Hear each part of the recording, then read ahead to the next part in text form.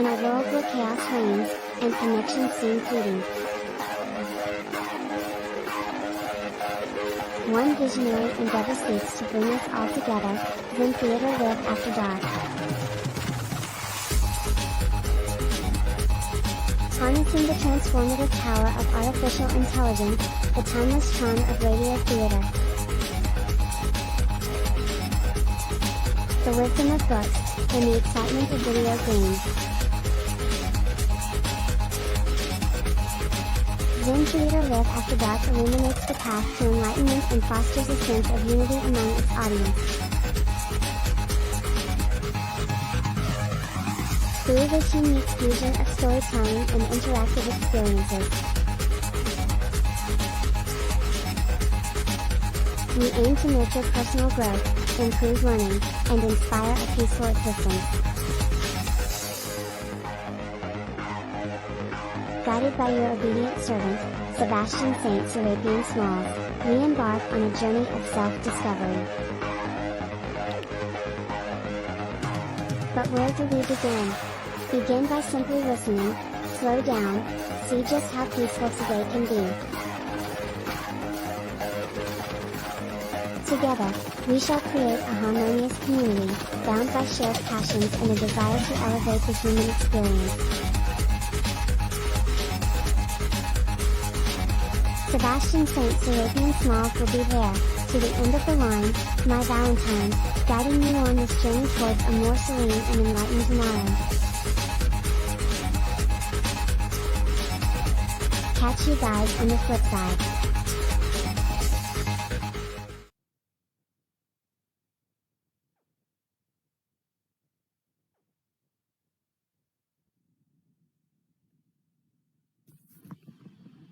Begin by simply listening, slow down, see just how peaceful today can be. Greetings, children. It is I, your obedient servant, Sebastian St. Smalls. The plan for this one is Wuthering Heights and Legend of Zelda Tears of the Kingdom. Thanks so much for swinging by. Catch you on the flip side. Wish us luck.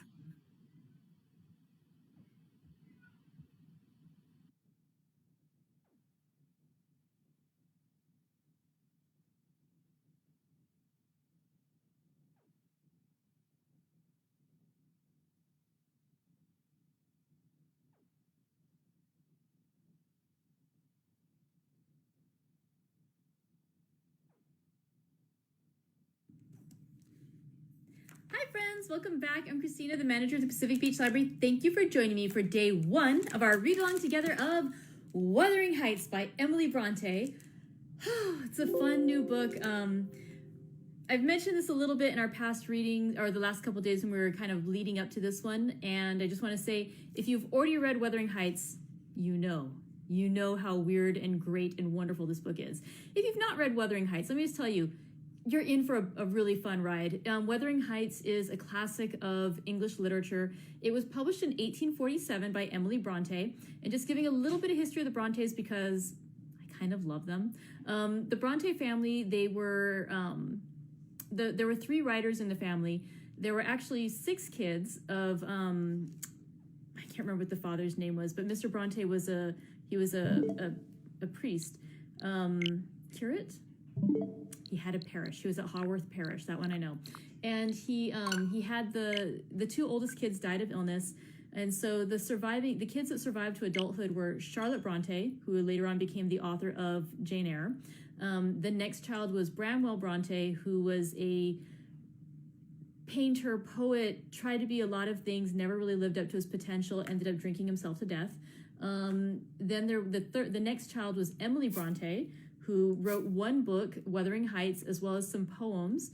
And then Anne Bronte was the last child, and she wrote The Tenant of Littlefield Hall, and I believe Agnes Grey is her other book. So, this is an incredibly talented family.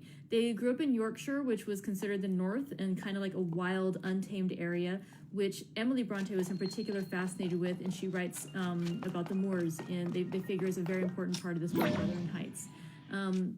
The 3 girls stitched their poems together. I believe it was 1846, and they published under gender-neutral, kind of male-sounding pseudonyms. So So instead of Bronte, they published as Bell, and they used their first initials, but they disguised their names. So Charlotte became Kerr Bell, Emily became Ellis Bell, and Anne became Acton Bell. And so, the three sisters published this book of poetry, which did not do well. It sold a total of 2 copies. And so, but they decided that, they were still encouraged that they wanted to each write novels. So the three sisters then proceeded to each write a novel. And when those came out at around the same time, Charlotte had a huge bestseller success with Jane Eyre.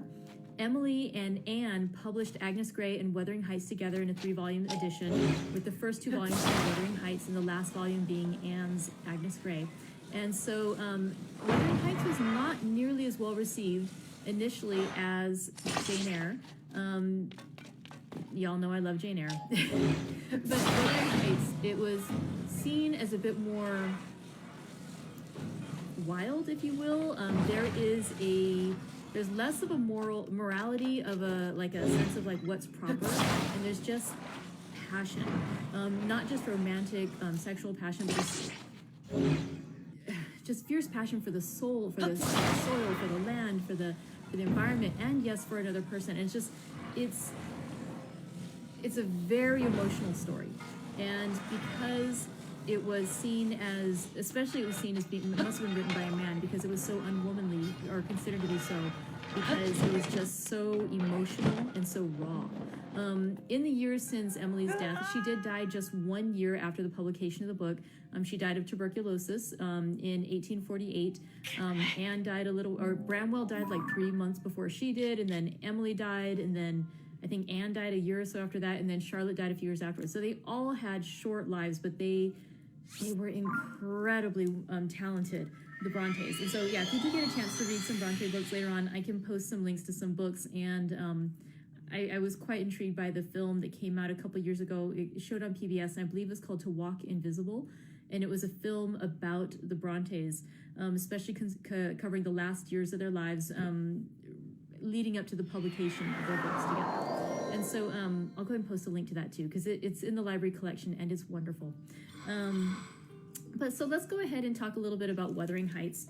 Wuthering Heights has since been adapted many times. It's become a very, very well-esteemed book, and many critics consider it to be, there's back and forth as to, it's interesting, when you have a very talented family, there can be who's the more talented of the family. And so you've got some folks who say it's Charlotte Bronte with her classic Jane Eyre, others saying it is Emily Bronte with her classic Wuthering Heights.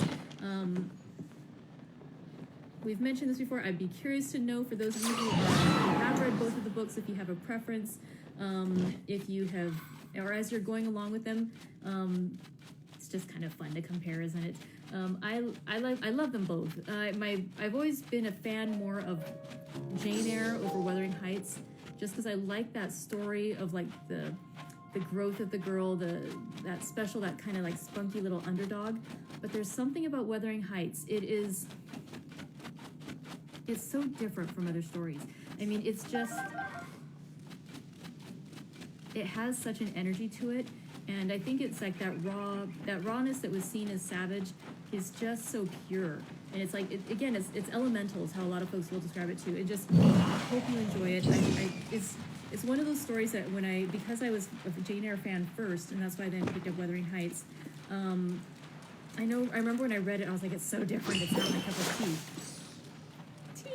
But when I read it again when I was a few years older, and it's just it's such a powerful book. It's so moving. And it is, it's one of those ones, it just draws you in. It is so emotional. So I hope you enjoy the book. I'm going to apologize in advance for my many, many, many times I'm going to butcher the accent. I do not know the Yorkshire accent, and I will do my best to just sort of do something. But apologies for not being geographically accurate, nor historically so. But yeah, I hope you enjoy the book. It is so much fun. Okay, so the tea I'm having today is a loose leaf black tea. It's actually a Blue Lady Grey, because I thought, again, I was thinking about the moors and just having how they have the heather growing along the fields. I thought something like blue would make it just okay, let's go ahead and start Wuthering Heights. I'm actually going to begin, instead of with the actual book, we're going to start out with a preface that was published in 1850. What I find interesting about it, so the book originally came out in 1847. By 1850, it was the second edition of Wuthering Heights. And again, mind you, the first book had not been hugely popular. But I think, I could do a little more research, but I suspect that part of the reason it got a second printing was, yes, there were fans of the book, but also because of the popularity of Jane Eyre. Like, Jane Eyre was hugely popular. By this point in 1850, Emily Bronte had been dead for 2 years, and her sister Charlotte Bronte actually writes the preface to the book. And what I also found fascinating is that she signs that preface as Clara Bell. So she's still using her androgynous, male-sounding pseudonym, but she does refer to the author, Ellis Bell, as her sister. So it's kind of an interesting moment in time where she's sort of acknowledging their real identities, but also working under the pseudonyms that they originally published the books by. So for today, we're just going to read the preface and the first 2 pages. So let's begin with the editor's preface to the new edition of Wuthering Heights, which came out in 1850. I have just read over Wuthering Heights, and for the first time have obtained a clear glimpse of what are termed, and perhaps really are, its faults, have gained a definite notion of how it appears to other people, to strangers who knew nothing of the author, who are unacquainted with the locality where the scenes of the story are laid, to whom the inhabitants, the customs, the natural characteristics of the outlying hills and hamlets in the West Riding of Yorkshire are things alien and unfamiliar. To all such, Wuthering Heights must appear a rude and strange production. The wild moors of the north of England can for them have no interest. The language, the manners, the very dwellings and house... Sorry, my connection cut out from... I'm going to go back to the start of that paragraph. To all such, Wuthering Heights must appear a rude and strange production. The wild moors of the north of England can for them have no interest. The language, the manners, the very dwellings and household customs of the scattered inhabitants of those districts must be to such readers in a great measure unintelligible, and, where intelligible, repulsive. Men and women who, perhaps naturally very calm, and with feelings moderate in degree, and little marked in kind, have been trained from their cradle to observe the utmost evenness of manner and guardedness of language, will hardly know what to make of the rough, strong utterance, the harshly manifested passions, the unbridled aversions and headlong partialities of unlettered moorland hinds and rugged moorland squires, who have grown up untaught and unchecked, except by mentors as harsh as themselves.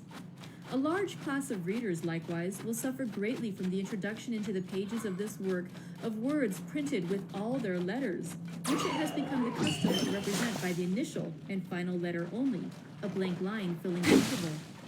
I may as well say at once that, for this circumstance, it is out of my power to apologize, deeming it myself a rational plan to write words at full length. The practice of hinting by single letters those expletives with which profane and violent people are wont to garnish their discourse strikes me as a proceeding which, however well meant, is weak and futile. I cannot tell what good it does, what feeling it spares, what horror it conceals. With regard to the rusticity of Wuthering Heights, I admit the charge, for I feel the quality. It is rustic all through. It is moorish and wild and naughty as the root of heath.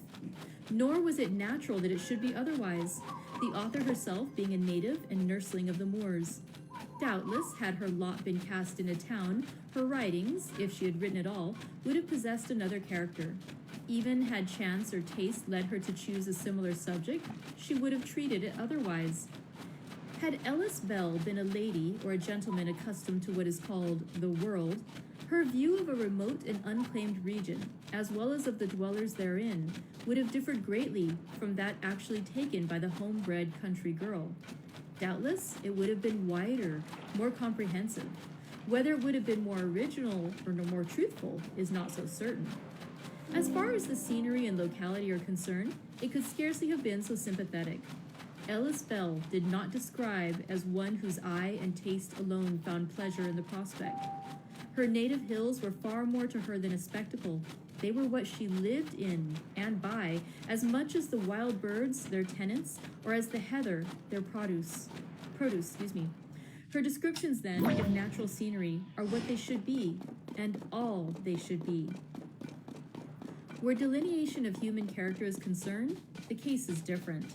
I am bound to avow that she had scarcely more practical knowledge of the peasantry amongst whom she lived than a nun has of the country people who sometimes pass her convent gates. My sister's disposition was not naturally gregarious. Circumstances favored and fostered her tendency to seclusion. Except to go to church or take a walk on the hills, she rarely crossed the threshold of home. Though her feeling for the people round was benevolent, intercourse with them she never sought, nor, with very few exceptions, ever experienced. And yet, she knew them, knew their ways, their language, their family histories. She could hear of them with interest and talk of them with detail, minute, graphic, and accurate. But with them, she rarely exchanged a word. Hence it ensued that what her mind had gathered of the real concerning them was too exclusively confined to those tragic and terrible traits of which, in listening to the secret annals of every rude vicinage, the memory is sometimes compelled to receive the impress. Her imagination, which was a spirit more somber than sunny, more powerful than sportive, found in such traits material whence it wrought creations like Heathcliff, like Earnshaw, like Catherine. Having formed these beings, she did not know what she had done. If the auditor of her work, when read in manuscript, shuddered under the grinding influence of natures so relentless and implacable, of spirits so lost and fallen, if it was complained that the mere hearing of certain vivid and fearful scenes banished sleep by night and disturbed mental peace by day, Ellis Bell would wonder what was meant and suspect the complainant of affectation. Had she but lived, her mind would of itself have grown like a strong tree, loftier, straighter, wider spreading, and its matured fruits would have attained a mellower ripeness and sunnier bloom. But on that mind, time and experience alone could work. To the influence of other intellects, it was not amenable. Having avowed that over much of Wuthering Heights there broods a horror of great darkness, that in its storm-heated and electrical atmosphere we seem at times to breathe lightning, let me point to those spots where cloud and the eclipsed sun still attest their existence. For a specimen of true benevolence and homely fidelity, look at the character of Nellie Dean. For an example of constancy and tenderness, remark that of Edgar Linton. Some people will think these qualities do not shine so well incarnate in a man as they would do in a woman, but Ellis Bell could never be brought to comprehend this notion.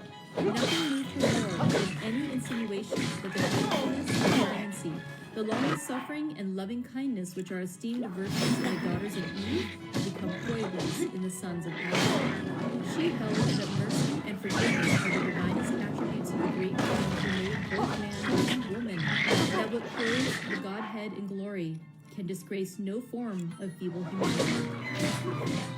There is a dry, saturnine humor in the delineation of old Joseph, and some glimpses of grace and gaiety animate the younger Catherine. Nor is even the first heroine of the name destitute of a certain strange beauty in her fierceness, or of honesty in the midst of perverted passion and passionate perversity. Heathcliff indeed stands unredeemed, never once swerving in his arrow-straight course to perdition, from the time when the little black-haired, swarthy thing, as dark as if it came from the devil, was first unrolled out of the bundle and set on its feet in the farmhouse kitchen, to the hour when Nellie Dean found the grim, stalwart corpse laid on his back in the panel-enclosed bed, with wide-gazing eyes that seemed to see her till it closed them, and parted lips and sharp white teeth that sneered doom. Heathcliff betrays one solitary human feeling, and that is not his love for Catherine, which is a sentiment fierce and inhuman, a passion such as might boil and glow in the bad essence of some evil genius, a fire that might form the tormented center, the ever-suffering soul of a magnate of the infernal world, and by its quenchless and ceaseless ravage effect the execution of the decree which dooms him to carry hell with him wherever he wanders. No, the single link that connects Heathcliff with humanity is his rudely confessed regard for Hareton Earnshaw, the young man who has ruined, and then his half-implied esteem for Nellie Dean. These solitary traits he made, we should say he was child neither of Lascar nor gypsy, but a man's shape animated by demon life, a ghoul and a freak. Whether it is right or advisable to create things like Heathcliff? I do not know. I scarcely think it is. But this I know. The writer who possesses the creative gift owns something of which he is not always master, something that at times strangely wills and works for itself. He may lay down rules and devise principles, and to rules and principles it will perhaps for years lie in subjection. And then, happily without any warning of revolt, there comes a time when it will no longer consent that the valleys overbound with a band in the furrow, when it laughs at the multitude of the city and regards not the crying of the driver, when, refusing absolutely to make ropes out of sea sand any longer, it sets to work on statue hewing, and you have a Pluto or a Jove, a Tisiphone or a Psyche, a mermaid or a Madonna, as fate or inspiration direct. Be the work grim or glorious, red or fine, you have little choice but quiescent adoption. As for you, the nominal artist, your share in it is to work passively under dictates neither delivered nor could question, that would not be uttered at your prayer, nor suppressed nor changed at your caprice. If the result be attractive, the world will praise you, who little deserve praise. If it be repulsive, the same world will blame you, who almost as little deserve blame. Wuthering Heights was hewn in a wild workshop with simple tools out of homely materials. The statuary found a granite block on a solitary moor. Gazing thereon, he saw how from the crag might be elicited the head, savage, swart, sinister, a form molded with at least one element of grandeur, power. He wrought with a rude chisel, and from no model but the vision of his meditations. With time and labor, the crag took human shape, and there it stands, colossal, dark, and frowning, half statue, half rock. In the former sense, terrible and goblin-like. In the latter, almost beautiful, for its coloring is of mellow gray, and moorland moss clothes it. And heath, with its blooming bells and balmy fragrance, grows faithfully close to the giant's foot. Currer Bell.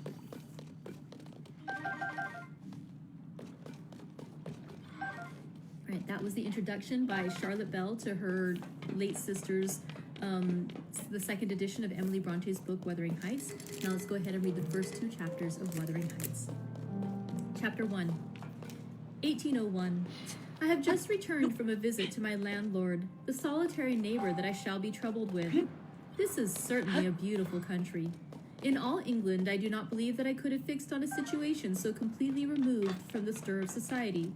A perfect misanthropist's heaven. And Mr. Heathcliff and I are such a suitable pair to divide the desolation between us. A capital fellow. He little imagined how my heart warmed towards him when I beheld his black eyes withdraw so suspiciously under their brows as I rode up, and when his fingers sheltered themselves, with a jealous resolution still further in his waistcoat, as I announced my name. Mr. Heathcliff, I said. A nod was the answer. Mr. Lockwood, your new tenant, sir. I do myself the honor of calling as soon as possible after my arrival to express the hope that I have not inconvenienced you by my perseverance in soliciting the occupation of Thrush Cross Grange. I heard yesterday you had had some thoughts. Thrush Cross Grange is my own, sir, he interrupted, wincing. I should not allow anyone to inconvenience me if I could hinder it. Walk in. The walk-in was uttered with closed teeth and expressed the sentiment to go to the devil. Even the gate over which he leant manifested no sympathizing movement to the words, and I think that circumstance determined me to accept the invitation. I felt interested in a man who seemed more exaggeratedly reserved than myself. When he saw my horse's breast fairly pushing the barrier, he did pull out his hand to unchain it, and then sullenly proceeded to the causeway, calling as we entered the court, Joseph, take Mr. Lockwood's horse and bring up some wine. Here we have the whole establishment of domestics, I suppose, was the reflection suggested by this compound order. No wonder the grass grows up between the flags and cattle are the only hedge cutters. Joseph was an elderly, nay, an old man. Very old, perhaps, though hale and sinewy. The Lord help us, he soliloquized in an undertone of peevish displeasure while relieving me of my horse, looking meantime in my face so sourly that I charitably conjectured he must have need of divine aid to digest his dinner, and his pious ejaculation had no reference to my unexpected advent. Wuthering Heights is the name of Mr. Heathcliff's dwelling, wuthering being a significant provincial adjective descriptive of the atmospheric tumult to which its station is exposed in stormy weather. Pure, bracing ventilation they must have up there at all times, indeed. One may guess the power of the north wind blowing over the edge by the excessive slant of a few stunted firs at the end of the house, and by a range of gaunt thorns all stretching their limbs one way as if craving alms of the sun. Happily, the architect had foresight to build it strong. The narrow windows are deeply set in the wall, and the corners defended with large jutting stones. Before passing the threshold, I paused to admire a quantity of grotesque carving lavished over the front, and especially about the principal door, above which, among the wilderness of crumbling griffins and shameless little boys, I detected the date 1500 and the name Hareton Earnshaw. I would have made a few comments and requested a short history of the place from the surly owner, but his attitude at the door appeared to demand my speedy entrance or complete departure, and I had no desire to aggravate his impatience previous to inspecting the penetralium. One step brought us into the family sitting room without any introductory lobby or passage. They call it here the house, preeminently. It includes kitchen and parlor generally, but I believe at Wuthering Heights the kitchen is forced to retreat altogether into another quarter. At least, I distinguished a chatter of tongues and a clatter of culinary utensils deep within, and I observed no signs of roasting, boiling, or baking about the huge fireplace, nor any glitter of copper saucepans and tin cylinders on the walls. One end, indeed, reflected splendidly both light and heat from ranks of immense pewter dishes, interspersed with silver jugs and tankards, carried row after row on a vast oak dresser to the very roof. The latter had never been underdrawn. Its entire anatomy lay bare to an inquiring eye, except where a frame of wood laden with oatcakes and clusters of legs of beef, mutton, and ham concealed it. Above the chimney were sundry villainous old guns and a couple of horse pistols, and by way of ornament, 3 gaudily painted canisters disposed along its ledge. The floor was of smooth white stone. The chairs, high-backed, primitive structures, painted green. 1 or 2 heavy black ones lurking in the shade. In an arch under the dresser reposed a huge, liver-colored birch pointer, surrounded by a swarm of squealing puppies, and other dogs haunted other recesses. The apartment and furniture would have been nothing extraordinary as belonging to a homely northern farmer with a stubborn countenance and stalwart limbs set out to advantage in knee breeches and garter. Such an individual seated in his armchair, his mug of ale frothing on the round table before him, is to be seen in any circuit of 5 or 6 miles among these hills if you go at the right time after dinner. But Mr. Heathcliff forms a singular contrast to his abode and style of living. He is a dark-skinned gypsy in aspect, in dress and manners a gentleman.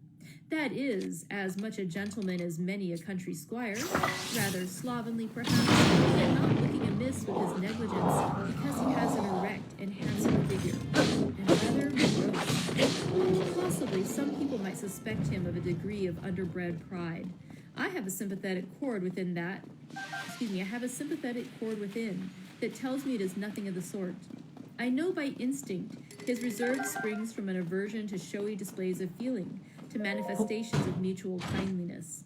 He'll love and hate equally under cover, and esteem it a species of impertinence to be loved or hated again. No, I'm running on too fast. I bestow my own attributes over liberally on him. Mr. Heathcliff may have entirely dissimilar reasons for keeping his hand out of the way when he meets a would-be acquaintance to those which actuate me. Let me hope my constitution is almost peculiar. My dear mother used to say I should never have a comfortable home, and only last summer I proved myself perfectly unworthy of one. While enjoying a month of fine weather at the seacoast, I was thrown into the company of a most fascinating creature, a real goddess in my eyes, as long as she took no notice of me. I never told my love vocally. Still, if looks have language, the merest idiot might have guessed I was over head in years. She understood me at last and looked a return, the sweetest of all imaginable looks. And what did I do? I confess it with shame, shrunk icily into myself like a snail. At every glance retired colder and farther, till finally the poor innocent was led to doubt her own senses and, overwhelmed with confusion at her supposed mistake, persuaded her mamma to decamp. By this curious turn of disposition, I have gained the reputation of deliberate heartlessness. How undeserved, I alone can appreciate. I took a seat at the end of the hearthstone opposite that towards which my landlord advanced, and filled up an interval of silence by attempting to caress the canine mother, who had left her nursery and was sneaking wolfishly to the back of my legs, her lip curled up and her white teeth watering for a snatch. My caress provoked a long, guttural gnarl. "You'd better let the dog alone," growled Mr. Heathcliff in unison, checking fiercer demonstrations with a punch of his foot. "She's not accustomed to be spoiled, not kept for a pet." Then striding to a side door, he shouted again, "Joseph!" Joseph mumbled indistinctly in the depths of the cellar, but gave no intimation of ascending. So his master dived down to him, leaving me vis-a-vis the ruffianly bitch and a pair of grim, shaggy sheepdogs, who shared with her a jealous guardianship over all my movements. Not anxious to come in contact with their fangs, I sat still. But imagining they would scarcely understand tacit insults, I unfortunately indulged in winking and making faces at the trio. And some turn of my physiognomy so irritated Madame that she suddenly broke into a fury and leapt on my knees. I flung her back and hastened to interpose the table between us. This proceeding roused the whole hive. Half a dozen four-footed fiends of various sizes and ages issued from hidden dens to the common center. I felt my heels and coat laps peculiar subjects of assault, and, pairing off the larger combatants as effectually as I could with the poker, I was constrained to demand, aloud, assistance from some of the household in reestablishing peace. Mr. Heathcliff and his man climbed the cellar steps with vexatious phlegm. I don't think they moved 1 second faster than usual, though the hearth was an absolute tempest of worrying and yelping. Happily, an inhabitant of the kitchen made more dispatch. A lusty dame with tucked-up gown, bare arms, and fire-flushed cheeks rushed into the midst of us flourishing a frying-pan, and used that weapon and her tongue to such purpose that the storm subsided magically, and she only remained heaving like a sea after a high wind when her master entered on the scene. "What the devil is the matter?" he asked, eyeing me in a manner I could ill endure after this inhospitable treatment. "What the devil indeed," I muttered. "The herd of possessed swine could have had no worse spirits in them than those animals of yours, sir. You might as well leave a stranger with a brood of tigers." "They won't meddle with persons who touch nothing," he remarked, putting the bottle before me and restoring the displaced table. "The dogs do right to be vigilant. Take a glass of wine?" "No, thank you." "Not bitten, are you?" "If I had been, I would have set my signet on the biter." Heathcliff's countenance relaxed into a grin. "Come, come," he said. "You are flurried, Mr. Lockwood. Here, take a little wine. Guests are so exceedingly rare in this house that I and my dogs, I am willing to own, hardly know how to receive them. Your health, sir." I bowed and returned the pledge, beginning to perceive that it would be foolish to sit sulking for the misbehavior of a pack of curs. Besides, I felt loath to yield the fellow further amusement at my expense, since his humor took that turn. He, probably swayed by prudential considerations of the folly of offending a good tenant, relaxed a little in the laconic style of chipping off his pronouns and auxiliary verbs, and introduced what he supposed would be a subject of interest to me, a discourse on the advantages and disadvantages of my present place of retirement. I found him very intelligent on the topics we touched, and before I went home, I was encouraged so far as to volunteer another visit tomorrow. He evidently wished no repetition of my intrusion. I shall go notwithstanding. It is astonishing how sociable I feel myself compared with him. Chapter 2. Yesterday afternoon set in misty and cold. I had half a mind to spend it by my study fire, instead of wading through heath and mud to Wuthering Heights. On coming up from dinner, however, N.B., I dined between 12 and 1 o'clock. The housekeeper, a matronly lady, taken as a fixture along with the house, would not comprehend my request that I might be served at 5. On mounting the stairs with this lazy intention and stepping into the room, I saw a servant girl on her knees, surrounded by brushes and coal scuttles, and raising an infernal dust as she extinguished the flames with heaps of cinders. This spectacle drove me back immediately. I took my hat, and, after a 4 miles walk, arrived at Heathcliff's garden gate just in time to escape the first feathery flakes of a snow shower. On that bleak hilltop, the earth was hard with the black frost, and the air made me shiver through every limb. Being unable to remove the chain, I jumped over, and, running up the flagged causeway bordered with straggling gooseberry bushes, knocked vainly for admittance till my knuckles tingled and the dogs howled. "Wretched inmates," I ejaculated mentally, "you deserve perpetual isolation from your species for your churlish inhospitality. At least I will not keep my doors barred in the daytime. I don't care. I will get in." So resolved, I grasped the latch and shook it vehemently. Vinegar-faced Joseph projected his head from a round window of the barn. "What are you for?" he shouted. "To masters down into fold. Go around by the end of the lath, if you want to speak to him, told him. Go around by then of lath, if you went to speak to him." "Is there nobody inside to open the door?" I hallooed, responsively. "They's nubbut to missus, and she'll not open't, and you make your flaysome dins till neat." "Why, cannot you tell her who I am, eh, Joseph?" "Nor na me. I'll not hand wit it," muttered the head, vanishing. The snow began to drive thickly. I seized the handle to essay another trial, when a young man, without coat and shouldering a pitchfork, appeared in the yard behind. He hailed me to follow him, and, after marching through a wash-house and a paved area containing a coal shed, pump, and pigeon cote, we at length arrived in the huge, warm, cheerful apartment where I was formerly received. It glowed delightfully in the radiance of an immense fire, compounded of coal and wood, and near the table, laid for a plentiful evening meal, I was pleased to observe the Mrs., an individual whose existence I had never previously suspected. I bowed and waited, thinking she would bid me take a seat. She looked at me, leaning back in her chair, and remained motionless and mute. "Rough weather," I remarked. "I'm afraid, Mrs. Heathcliff, the door must bear the consequence of your servant's leisure attendance. I had hard work to make them hear me." She never opened her mouth. I stared. She stared also. At any rate, she kept her eyes on me in a cool, regardless manner, exceedingly embarrassing and disagreeable. "Sit down," said the young man gruffly. "He'll be in soon." I obeyed and called the villain Juno, who deigned at this second interview to move the extreme tip of her tail in token of owning my acquaintance. "A beautiful animal," I commenced again. "Do you intend parting with the little ones, madam?" "They are not mine," said the amiable hostess, more repellingly than Heathcliff himself could have replied. "Ah, your favorites are among these?" I continued, turning to an obscure cushion full of something like cats. "A strange choice of favorites," she observed scornfully.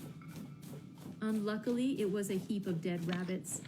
I hemmed once more and drew closer to the hearth, repeating my comment on the wildness of the evening. "You should not have come out," she said, rising and reaching from the chimney-piece 2 of the painted canisters. Her position before was sheltered from the light. Now I had a distinct view of her whole figure and countenance. She was slender and apparently scarcely past girlhood. An admirable form, and the most exquisite little face that I have ever had the pleasure of beholding. Small features, very fair, flaxen ringlets, or rather golden, hanging loose on her delicate neck, and eyes, had they been agreeable in expression, they would have been irresistible. Fortunately, for my susceptible heart, the only sentiment they evinced hovered between scorn and a kind of desperation, singularly unnatural to be detected there. The canisters were almost out of her reach. I made a motion to aid her. She turned upon me as a miser might turn if anyone attempted to assist him in counting his gold. I don't want your help, she snapped. I can get them for myself. I beg your pardon, I hastened to reply. Were you asked to tea? She demanded, tying an apron over her neat black frock and standing with a spoonful of the leaf poised over the pot. I shall be glad to have a cup, I answered. Were you asked? She repeated. No, I said, half smiling. You are the proper person to ask me. She flung the tea back, spoon and all, and resumed her chair in a pet, her forehead corrugated and her red underlip pushed out like a child's, ready to cry. Meanwhile, the young man had thrown onto his person a decidedly shabby upper garment, and, erecting himself before the blaze, looked down on me from the corner of his eyes, for all the world as if there were some mortal feud unavenged between us. I began to doubt whether he were a servant or not. His dress and speech were both rude, entirely devoid of the superiority observable in Mr. and Mrs. Heathcliff. His thick brown curls were rough and uncultivated. His whiskers had curled bearishly over his cheeks, and his hands were embrowned like those of the common laborer. Still, his bearing was free, almost haughty, and he showed none of a domestic's assiduity in attending on the lady of the house. In the absence of clear proofs of his condition, I deemed it best to abstain from noticing his curious conduct, and 5 minutes afterward, the entrance of Heathcliff relieved me, in some measure, from my uncomfortable state. You see, sir, I am come, according to promise, I exclaimed, assuming the cheerful, and I fear I shall be weather-bound for half an hour, if you can afford me shelter during that space. Half an hour? He said, shaking the white flakes from his clothes. I wonder you should select the thick of a snowstorm to ramble about in. Do you know that you run a risk of being lost in the marshes? People familiar with these moors often miss their road on such evenings, and, I can tell you, there is no chance of a change at present. Perhaps I can get a guide among your lads, and he might stay at the Grange till morning. Could you spare me one? No, I could not. Oh, indeed. Well then, I must trust to my own sagacity. Are you going to make the tea? Demanded he of the shabby coat, shifting his ferocious gaze from me to the young lady. Is he to have any? She asked, appealing to Heathcliff. Get it ready, will you? Was the answer, uttered so savagely that I started. The tone in which the words were said revealed a genuine bad nature. I no longer felt inclined to call Heathcliff a capital fellow. When the preparations were finished, he invited me with, Now, sir, bring forward your chair. And we all, including the rustic youth, drew round the table, an austere silence prevailing while we discussed our meal. I thought, if I had caused the cloud, it was my duty to make an effort to dispel it. They could not every day sit so grim and taciturn, and it was impossible, however ill-tempered they might be, that the universal scowl they wore was their everyday countenance. It is strange, I began, in the interval of swallowing one cup of tea and receiving another. It is strange how custom can mold our tastes and ideas. Many could not imagine the existence of happiness in a life of such complete exile from the world as you spend, Mr. Heathcliff. Yet I'll venture to say that, surrounded by your family, and with your amiable lady as the presiding mistress of your home and heart— My amiable lady, he interrupted, with an almost diabolical sneer on his face. Where is she, my amiable lady? Mrs. Heathcliff, your wife, I mean. Well, yes. Oh, you would intimate that her spirit is taking the post of ministering angel and guards the fortunes of Wuthering Heights even when her body is gone. Is that it? Perceiving myself in a blunder, I attempted to correct it. I might have seen that there was too great a disparity between the ages of the parties to make it likely that they were man and wife. One was about 40, a period of mental vigor at which men seldom cherish the delusion of being married for love by girls. That dream is reserved for the solace of our declining years. The other did not look 17. Then it flashed upon me. The clown at my elbow, who was drinking his tea out of a basin and eating his bread with unwashed hands, may be her husband. Heathcliff Jr., of course. Here is the consequence of being buried alive. She has thrown herself away upon that boar from sheer ignorance that better individuals existed. A sad pity. I must beware how I cause her to regret her choice. The last reflection may seem conceited. It was not. My neighbor struck me as bordering on repulsive. I knew through experience that I was tolerably attractive. Mrs. Heathcliff is my daughter-in-law, said Heathcliff, corroborating my surmise. He turned as he spoke, a peculiar look in her direction, a look of hatred, unless he has a most perverse set of facial muscles that will not, like those of other people, interpret the language of his soul. Ah, certainly, I see now. You are the favored possessor of the beneficent fairy, I remarked, turning to my neighbor. This was worse than before. The youth grew crimson and clenched his fist with every appearance of a meditated assault. But he seemed to recollect himself presently and smothered the storm in a brutal curse muttered on my behalf, which, however, I took care not to notice. Unhappy in your conjectures, sir, observed my host. We neither of us have the privilege of owning your good fairy. Her mate is dead. I said she was my daughter-in-law, therefore she must have married my son. And this young man is not my son, assuredly. Heathcliff smiled again, as if it were rather too bold a jest to attribute the paternity of that bear to him. My name is Hareton Earnshaw, growled the other, and I'd counsel you to respect it. I've shown no disrespect, was my reply, laughing internally at the dignity with which he announced himself. He fixed his eye on me longer than I cared to return the stare, for fear I might be tempted either to box his ears or render my hilarity audible. I began to feel unmistakably out of place in that pleasant family circle. The dismal spiritual atmosphere overcame and more than neutralized the dual physical comforts around me, and I resolved to be cautious how I ventured under those rafters a third time. The business of eating being concluded, and no one uttering a word of sociable conversation, I approached a window to examine the weather. A sorrowful sight I saw, dark night coming down prematurely, and sky and hills mingled in one bitter whirl of wind and suffocating snow. I don't think it possible for me to get home now without a guide, I could not help exclaiming. The roads will be buried already, and if they were bare, I could scarcely distinguish a foot in advance. Hareton, drive those dozen sheep into the barn porch. They'll be covered if left in the fold all night, and put a plank before them, said Heathcliff. How must I do? I continued with rising irritation. There was no reply to my question, and on looking round I saw only Joseph bringing in a pail of porridge for the dogs, and Mrs. Heathcliff leaning over the fire, diverting herself with burning a bundle of matches which had fallen from the chimney-piece as she restored the tea canister to its place. The former, when he had deposited his burden, with a critical survey of the room, and in cracked tones grated out, "Ah, wonder how ye can fashion to stand there in idleness and war, when all on un's gone out. But y'are not, and it's no use talking. You'll never mend your ill ways, but go right to the divil, like your mother afore ye." I imagined for a moment that this piece of eloquence was addressed to me, and sufficiently enraged, stepped towards the aged rascal with an intention of kicking him to the door. Mrs. Heathcliff, however, checked me by her answer. "You scandalous old hypocrite," she replied. "Are you not afraid of being carried away bodily whenever you mention the devil's name?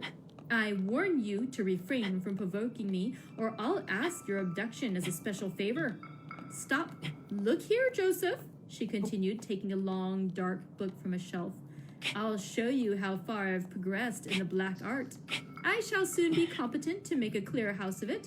The red cow didn't die by chance, and your rheumatism can hardly be reckoned among providential visitations." "Oh, wicked, wicked," gasped the elder. "May the Lord deliver us from evil." "No, reprobate. You are a castaway. Be off, or I'll hurt you seriously. I'll have you all modeled in wax and clay, and the first who passes the limits I fix shall... I'll not say what he shall be done to, but you'll see. Go. I'm looking at you." The little witch put a mock malignity into her beautiful eyes, and Joseph, trembling with sincere horror, hurried out, praying and ejaculating, "Wicked," as he went. I thought her conduct must be prompted by a species of dreary fun, and now that we were alone, I endeavored to interest her in my distress. "Mrs. Heathcliff," I said earnestly, "you must excuse me for troubling you. I presume because, with that face, I'm sure you cannot help being good-hearted.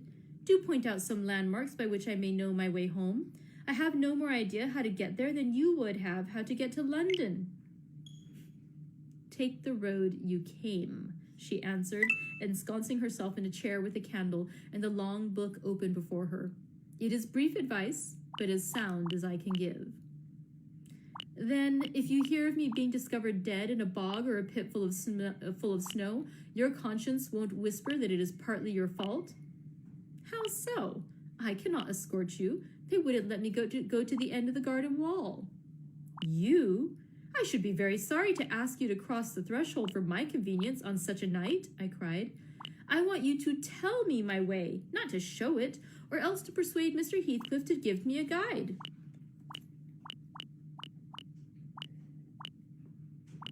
"Who? There is himself, Earnshaw, Zillah, Joseph, and I. Which would you have?" "Are there no boys at the farm?" "No, those are all." "Then it follows that I am compelled to stay." "That you must settle with your host. I have nothing to do with it." "I hope it will be a lesson to you to make no more rash journeys on these hills," cried Heathcliff's stern voice from the kitchen entrance. "As to staying here, I don't keep accommodations for visitors. You must share a bed with Hareton or Joseph if you do." "I can sleep on a chair in this room," I replied. "No, no. A stranger is a stranger, be he rich or poor. It will not suit me to permit anyone the range of the place while I am off guard," said the unmannerly wretch. With this insult, my patience was at an end.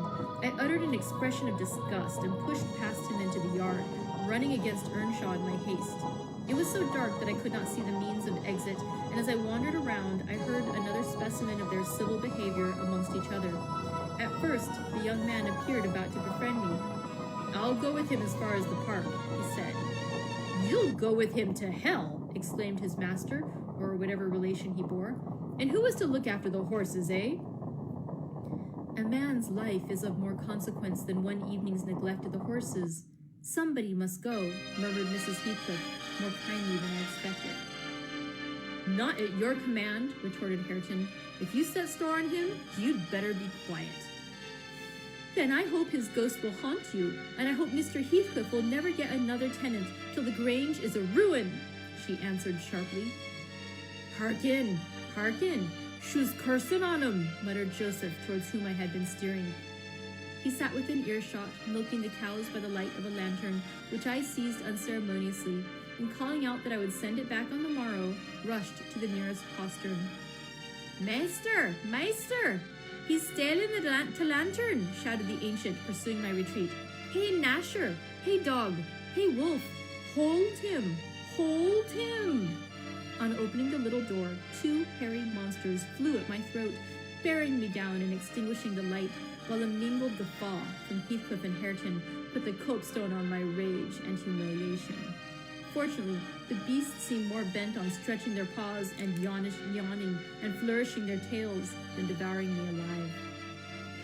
And they would suffer no resurrection, and I was forced to lie till their malignant masters pleased to deliver me. Then, hatless and trembling with wrath, I ordered the miscreants to let me out, on their peril to keep me 1 minute longer, with several incoherent threats of retaliation that, in their infinite depth of virulency, smacked of King Lear. The vehemence of my agitation brought on a copious bleeding at the nose, and still Heathcliff laughed, and still I scolded. I don't know what would have concluded the scene, had there not been one person at hand rather more rational than myself and more benevolent than my entertainer. This was Zillah, the stout housewife, who at length issued forth to inquire about the nature of the uproar. She thought that some of them had been laying violent hands on me, and, not daring to attack her master, she turned her vocal artillery against the younger scoundrel.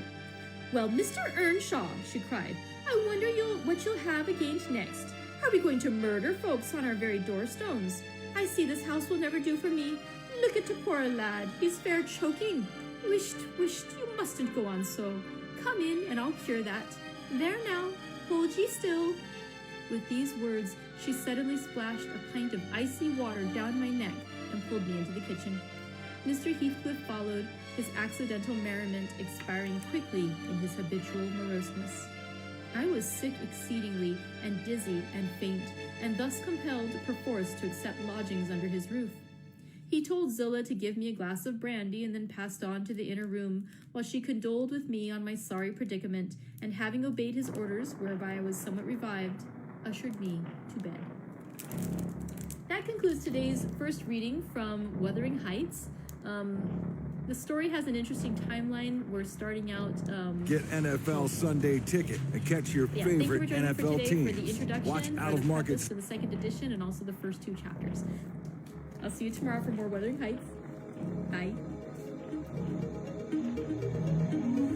Hi friends, welcome back. I'm Christina, the manager of the PD Library. Thank you for joining me for day 2 of our read-along together of Wuthering Heights by Emily Bronte. I would actually really appreciate your help if anyone wants to comment on an adjective we can use. Like I've tried to sometimes to have like kind of fun little openings, like how we had like howdy readers for Roughing It, and I feel like is it weird to say like hello, like for our printed little description, sorry, would it be weird to say hello like angsty readers, anguished readers, brooding readers, gothic readers, or we're just gonna be readers? So let me know if you guys have an adjective you think would be fun to add on there. Otherwise, maybe we might just stay readers. But hello readers, hello friends. So yesterday we read 2 chapters plus the introduction, which was written by Charlotte Bronte, Emily's sister. I'm gonna go ahead and pour myself out some tea. Today's tea that I'm enjoying is a herbal tea, which I have lost the little packaging for it, but it was the sweet and spicy herbal tea. I've had this one before. It's just a fun little refreshing tea.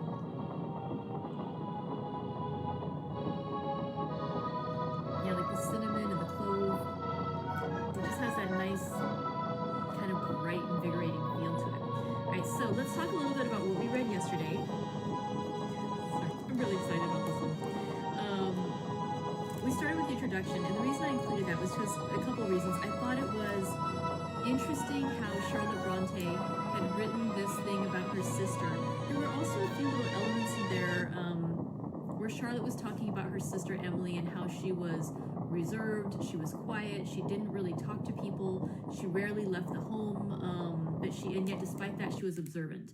And that it was what she observed that she was putting into her story.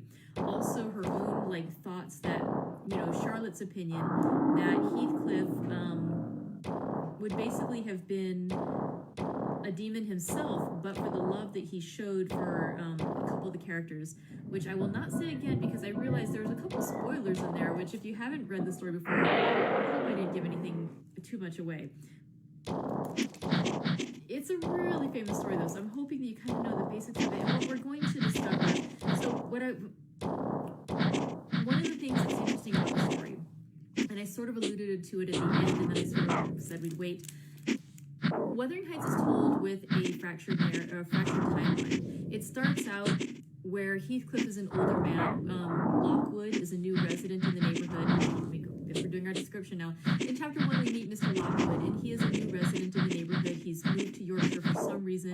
He's renting residence from Mr. Heathcliff, and he's kind of a little bit bored and lonely, so he goes over to see his new landlord. And when he meets Mr. Heathcliff, he is surprised at how gruff he is, how stern he is, and rather a bit uncouth, Heathcliff is not well-mannered, and there's also... He decides that he wants to further the acquaintance because there's really not very many people out there in Yorkshire for him to socialize with. And so the next day he decides to go back to Wuthering Heights, the home of Mr. Heathcliff. And when he goes there, the rest of the people are like, why are you here? No one invited you, no one wanted you here. He's like, but I'm here. And so they bring him inside and he meets some of the residents in Wuthering Heights. In addition to Heathcliff, there is a young woman who eventually he learns is Heathcliff's daughter-in-law. There is a young man named Harton Earnshaw who he's not quite sure. Mr. Lockwood isn't sure, like he's not Heathcliff's son. It's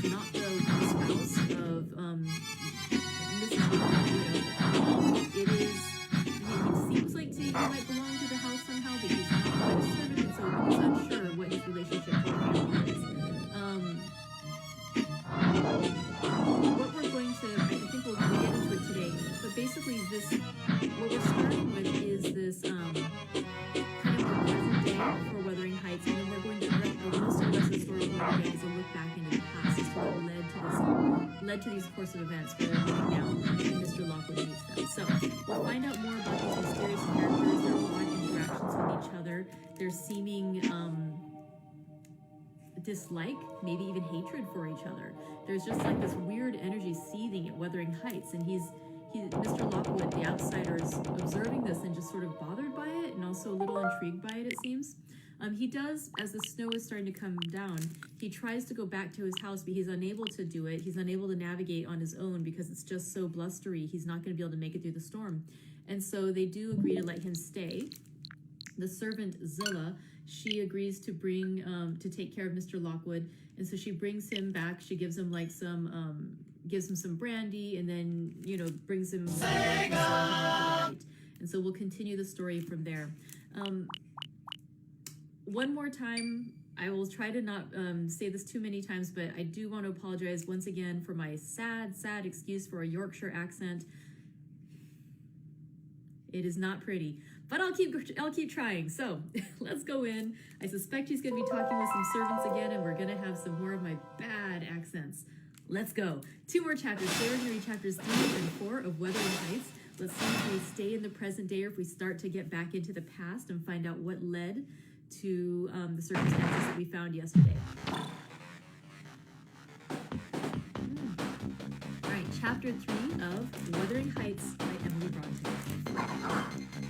While leading the way upstairs, she recommended that I should hide the candle and not make a noise, for her master had an odd notion about the chamber she would put me in, and never let anybody lodge there willingly. I answered she had only lived there a year or two, and they had so many queer goings-on, she could not begin to be curious.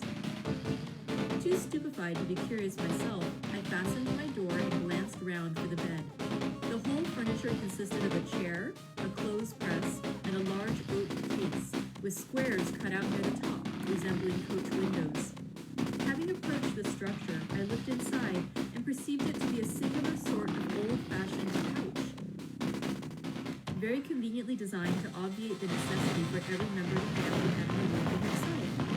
In fact, it formed a little closet, and the ledge of the window, which it enclosed, served as a table. I slid back the paneled sides, got in with my light, pulled them together again, and felt secure against the vigilance of Heathcliff and everyone else. The ledge where I placed my candle had a few noble books piled up in the corner, and it was covered with writing scratched on the paint. This writing, however, was nothing but a name repeated in all kinds of characters, large and small. Catherine Earnshaw. Here and there buried too, Catherine Heathcliff, and again, Catherine Bronte. In vapid listlessness, I leant my head against the window and continued slowly over Catherine Earnshaw. Linton, till my eyes closed. But they had not rested 5 minutes when a glare of white letters started from the dark, as vivid as specters. The air swarmed with Catherines, and rousing myself to dispel the obtrusive name, I discovered my candle wick reclining on one of the antique volumes, and perfuming the place with an odor of roasted catsup. I snuffed it out, and very ill at ease under the influence of cold and lingering nausea, sat up and spread open an injured tome on my knee.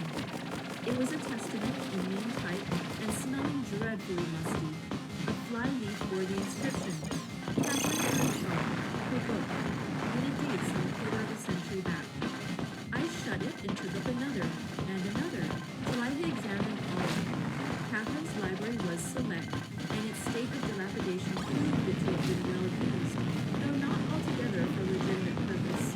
Scarcely one chapter had escaped the pen and ink at least the appearance of one, covering every morsel of blank that the printer had left.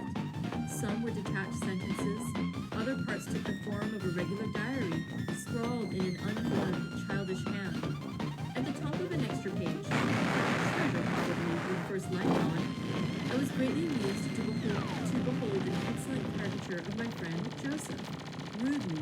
powerfully sketched. An immediate interest kindled within me for the unknown captor, and I began forthwith to decipher the vague hieroglyphics.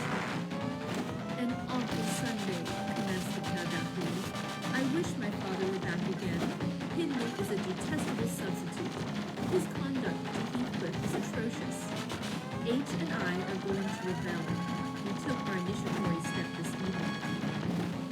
All day had been flooding with rain. We could not go to church, so Joseph must needs get up a congregation in the garret. And while Hindley and his wife basked downstairs before a comfortable fire, doing anything but reading their Bibles, I'll answer for it, Heathcliff, myself, and the unhappy plowboy were commanded to take our prayer books and metal. We were ranged in a row on a sack of corn, groaning and shivering, and hoping that Joseph would shiver too, so that he might give us a short homily for his own sake. The vain idea. The service lasted precisely 3 hours, and yet my brother had the face to exclaim when he saw us descending, "What? Done already?" On Sunday evenings we used to be permitted to play if we did not make much noise. Now a mere titter is sufficient to send us into corners. "You forget you have a master here," says the tyrant. I'll demolish the first who puts me out of temper. I insist on perfect sobriety and silence. Oh boy, is that you? Francis, darling, pull his hair as you go by. I heard him snap his fingers. Francis pulled his hair heartily and then went and seated herself on her husband's knee. And there they were, like 2 babies, kissing and talking nonsense by the hour. Foolish palaver that we should be ashamed of. We made ourselves as snug as our means allowed in the arch of the dresser. I had just fastened our pinafores together and hung them up on the curtain when in comes Joseph on an errand from the stables. He tears down my handiwork, boxes my ears, and croaks, "To Maester Nobbut just buried, and Sabbath not board, and to sound on's gospel still in your lungs. And ye dar be lakin' shame on you. Sit ye down, ill childer. There's good books enough if you'll read 'em. Sit ye down and think ye your souls." Saying this, he compelled us to spare our positions that we might receive from the fire a dull ray to show us the text of the number he thrust upon us. I could not bear the employment. I took my dingy volume by the scroop and hurled it into the dog kennel, vowing I hated a good book. Heathcliff kicked his to the same place. Then there was a hubbub. "Maester Hindley!" shouted our captain. "Maester, come hither! Miss Cathy's ribbon the back of velvet on salvation. And Heathcliff paused his fit into the first part of to broad way to destruction. It's fair place'em at your madam door on this gate. The old man would be at laced him properly, but he's gone." Hindley hurried up from his paradise on the hearth, and seizing one of us by the collar and the other by the arm, hurled both into the back kitchen, where Joseph, asseverated, owled and nipped, would fetch us as soon as we were living. And so comforted, he saw us and did not await his advent. I reached this book in a pot of ink from the shelf, and pushed the house door ajar to give me light, and I have got the time on with writing for 20 minutes. But my companion is impatient and proposes that we should appropriate the dairy woman's cloak and have a scamper on the moors under its shelter. A pleasant suggestion, and then, if the surly old man come in, he may believe his prophecy verified. We cannot be damper or colder in the rain than we are here.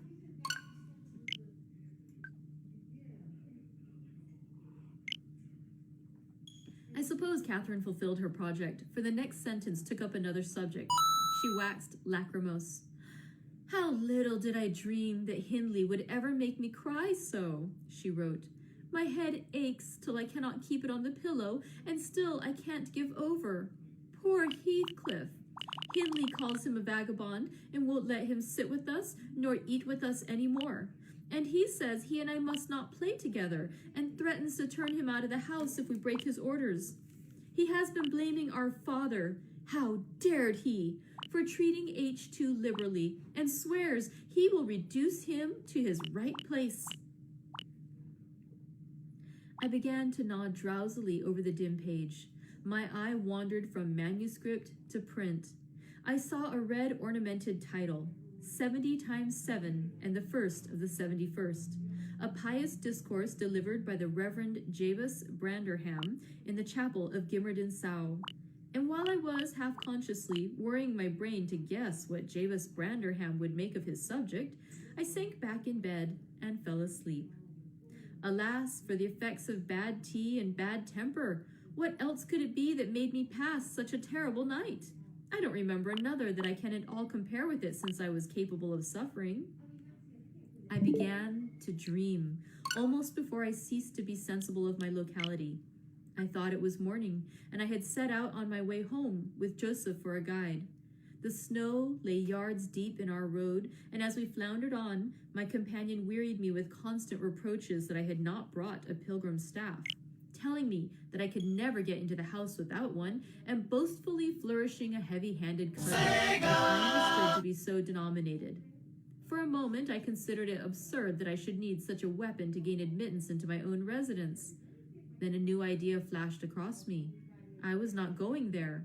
We were journeying to hear the famous Jabez Branderham preach from the text, 70 times 7. And either Joseph, the preacher, or I had committed the first of the 71st, and were to be publicly exposed and excommunicated. We came to the chapel. I have passed it really in my walks, twice or thrice. It lies in a hollow between two hills, an elevated hollow near a swamp whose peaty moisture is said to answer all the purposes of embalming on the few corpses deposited there. The roof has been kept whole hitherto, but as the clergyman's stipend is only £20 per annum, and a house with 2 rooms threatening speedily to determine into one, no clergyman will undertake the duties of pastor, especially as it is currently reported that his flock would rather let him starve than increase the living by 1 penny from their own pockets. However, in my dream, Jabez had a full and attentive congregation, and he preached. Good God, what a sermon divided into 490 parts, each fully equal to an ordinary address from the pulpit, and each discussing a separate sin. Where he searched for them, I cannot tell. He had his private manner of interpreting the phrase, and it seemed necessary the brothers should sin different sins on every occasion. They were of the most curious character, odd transgressions that I never imagined previously. Oh, how weary I grew, how I writhed and yawned and nodded and revived, how I pinched and pricked myself and rubbed my eyes and stood up and sat down again and nudged Joseph to inform me what we would ever have done. I was condemned to hear all out. Finally, we reached the first of the 71st. At that crisis, a sudden inspiration descended on me. I was moved to rise and denounce Jabez Branderham as the sinner of the sin that no Christian need pardon. Sir, I exclaimed, sitting here within these 4 walls at one stretch, I have endured and forgiven the 490 heads of your discourse. 70 times 7 times have I plucked up my hat and been about to depart. 70 times 7 times have you preposterously forced me to resume my seat. The 491st is too much.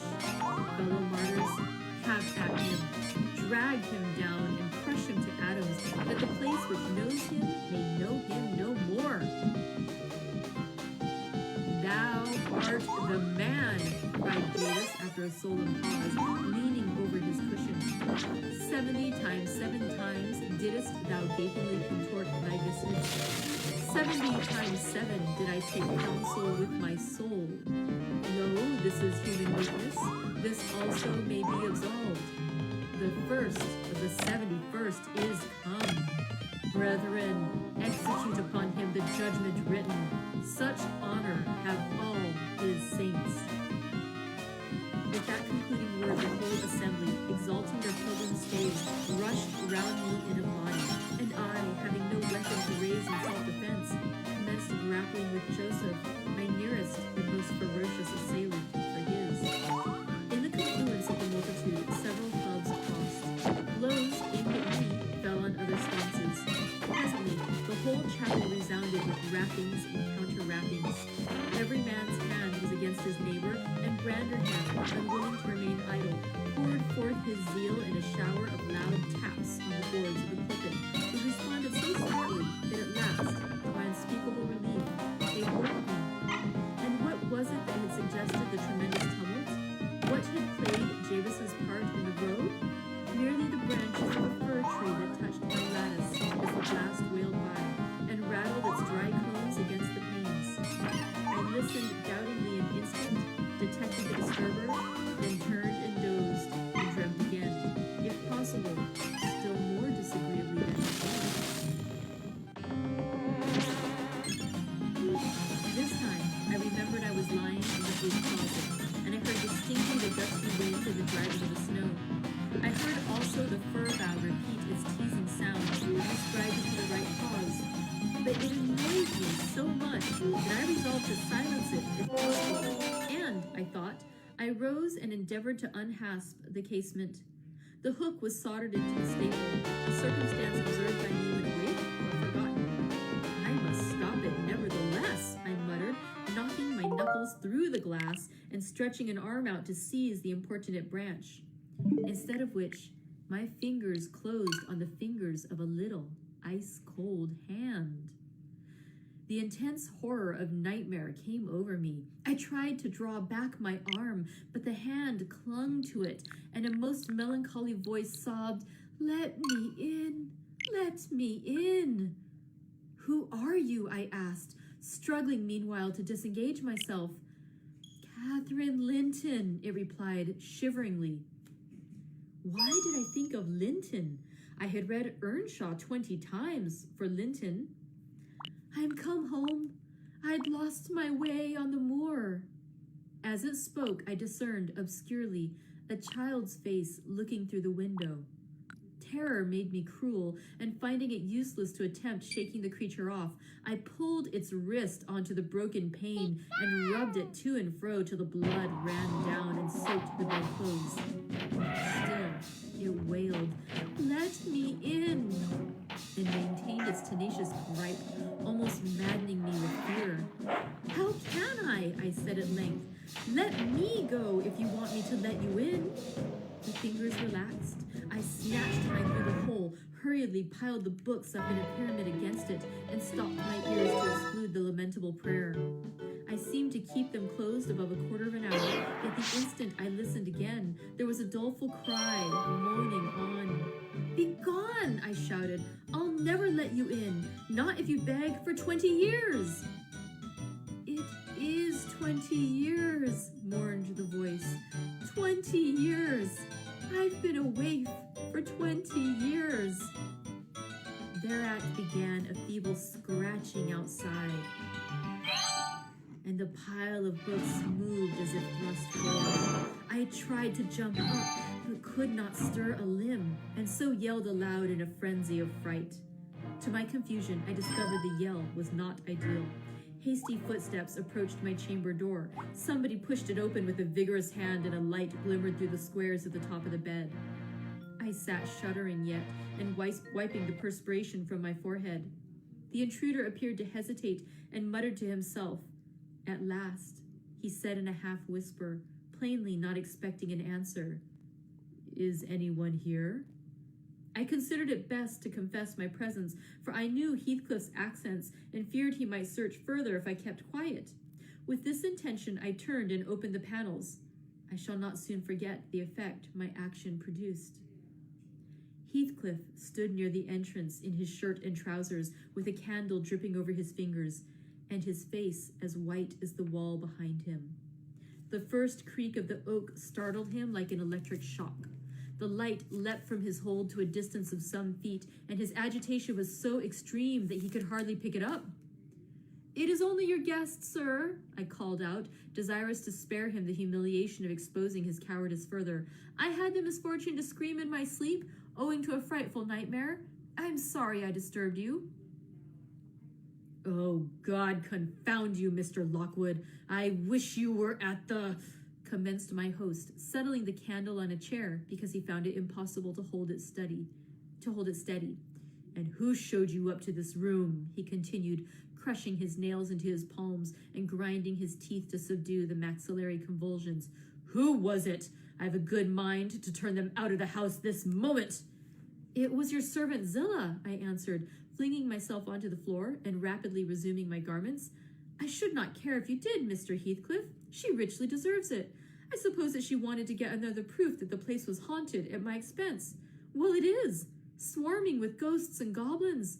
You have reason in shutting it up, I assure you. No one will thank you for a dose in such a den. What do you mean? Asked Heathcliff. And what are you doing? Lie down and finish out the night, since you are here. But for heaven's sake, don't repeat that horrid noise. Nothing could excuse it, unless you were having your throat cut. If the little fiend had got in at the window, she probably would have strangled me, I returned.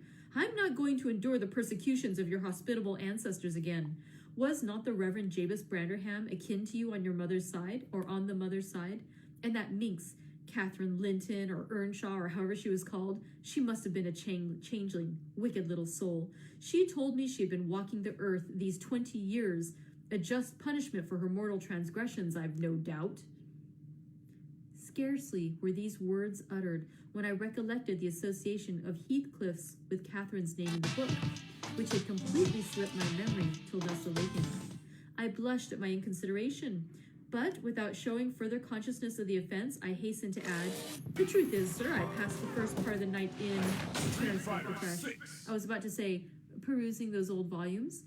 Then it would have revealed my knowledge of their written, as well as their printed contents. So, correcting myself, I went on, in spelling over the names scratched on that window ledge, a monotonous occupation calculated to set me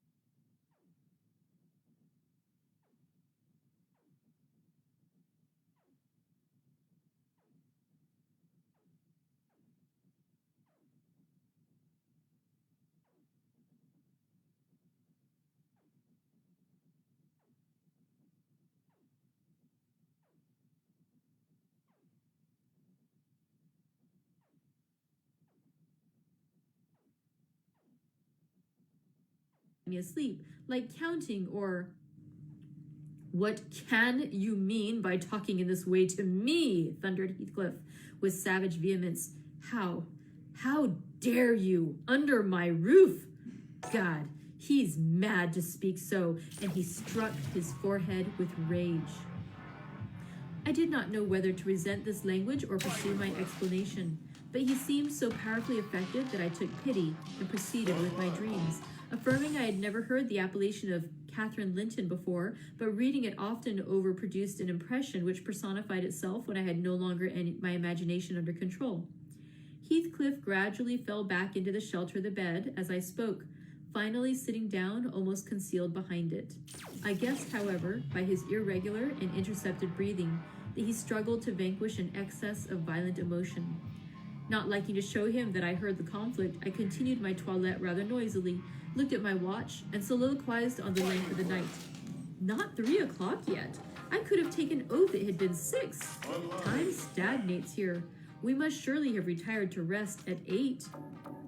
Always at 9 in winter, and always rise at 4, said my host, suppressing a groan. And as I fancied, by the motion of the shadow's arm, and as I fancied, by the motion of his shadow's arm, dashing a tear from his eyes. Mr. Lockwood, he added, you may go into my room. You'll only be in the way coming downstairs so early, and your childish outcry has sent sleep to the devil for me. And for me too, I replied.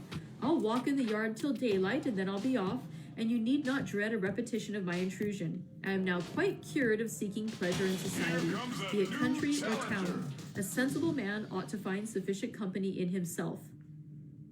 Delightful company, muttered Heathcliff. Take the candle and go where you please. I shall join you directly. Keep out of the yard, though. The dogs are unchained. And the house. Juno mounts sentinel there. And, nay, you can only ramble about the steps and passages. But away with you. I'll come in 2 minutes.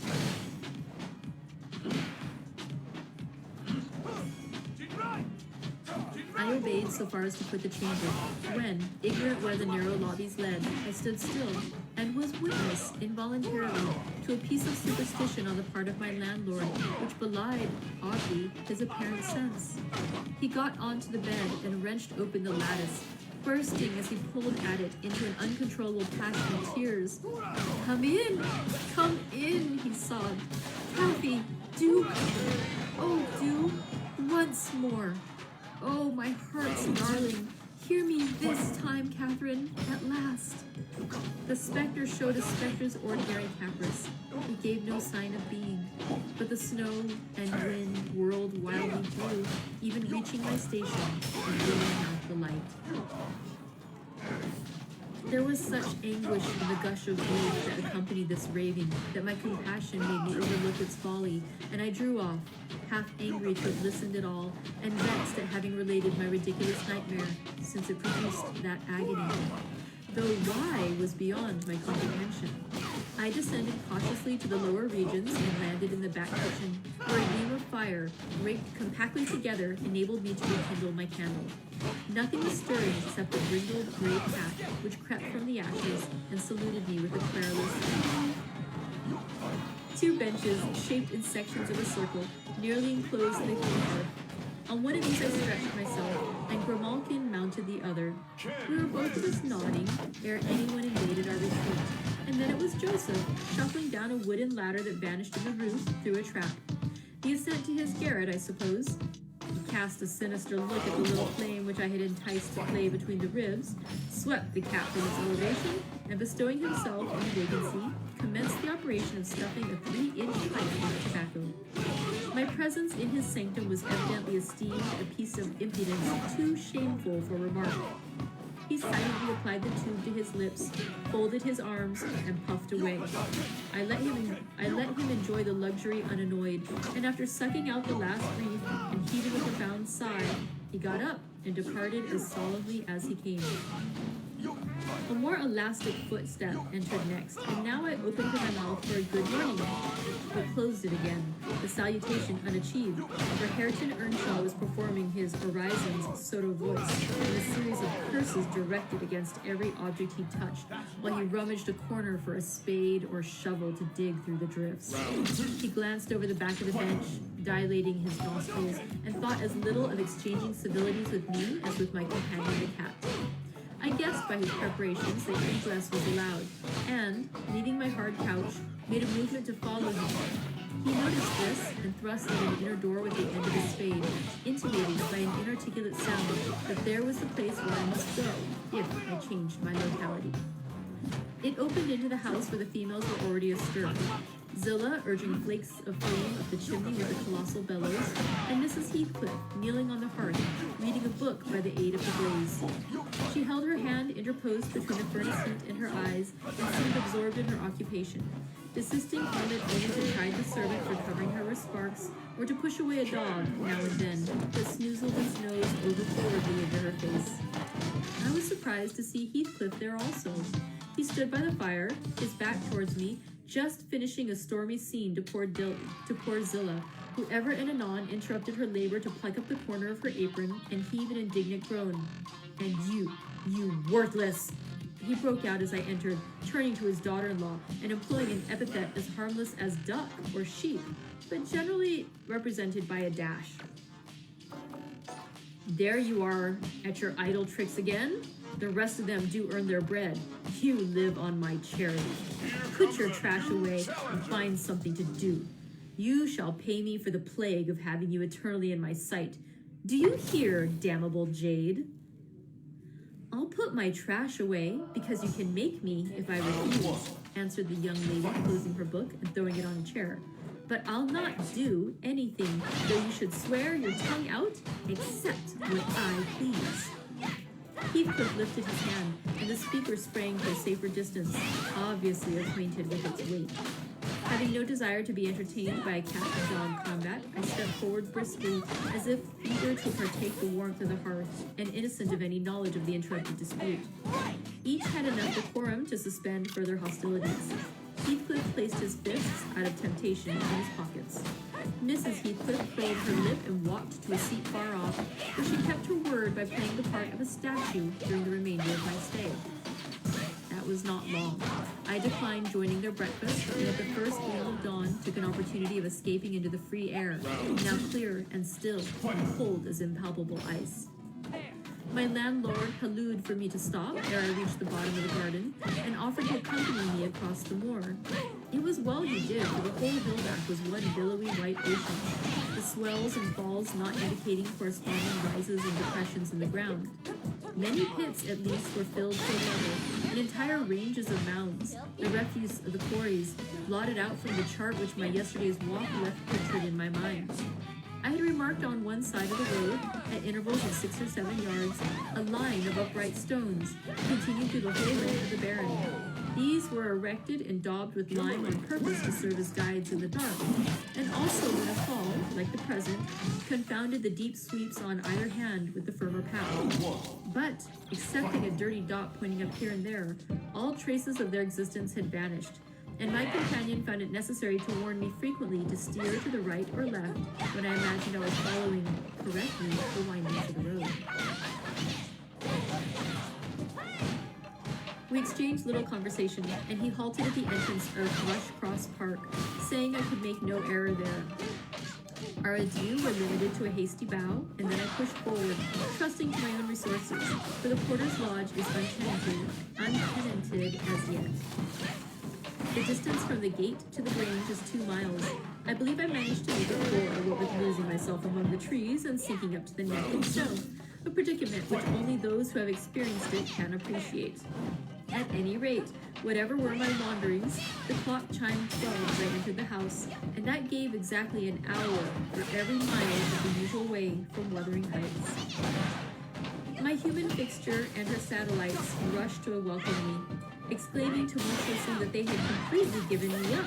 Everybody conjectured that I perished last night, and they were wondering how they must set about the search for my remains. I bid them be quiet now that they saw me return, and, benumbed to my very heart, I dragged upstairs, whence, after putting on dry clothes and pacing to and fro 30 or 40 minutes to restore the animal heat, I am adjourned to my study, feeble as a kitten, almost too much so to enjoy the cheerful fire and smoking coffee which the servant had prepared for my refreshment. Kimberly wins! And now chapter 5. What vain weathercocks we are! I, who had determined to hold myself independent of all social intercourse, and thanked my stars that, at length, I had lighted on a spot where it was next to impracticable.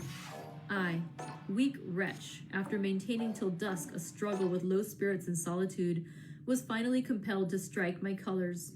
And, under pretense of gaining information concerning the necessities of my establishment, I desired Mrs. Dean, when she brought in supper, to sit down while I ate it, hoping sincerely she would prove a regular gossip and either rouse me to animation or lull me to sleep by her talk.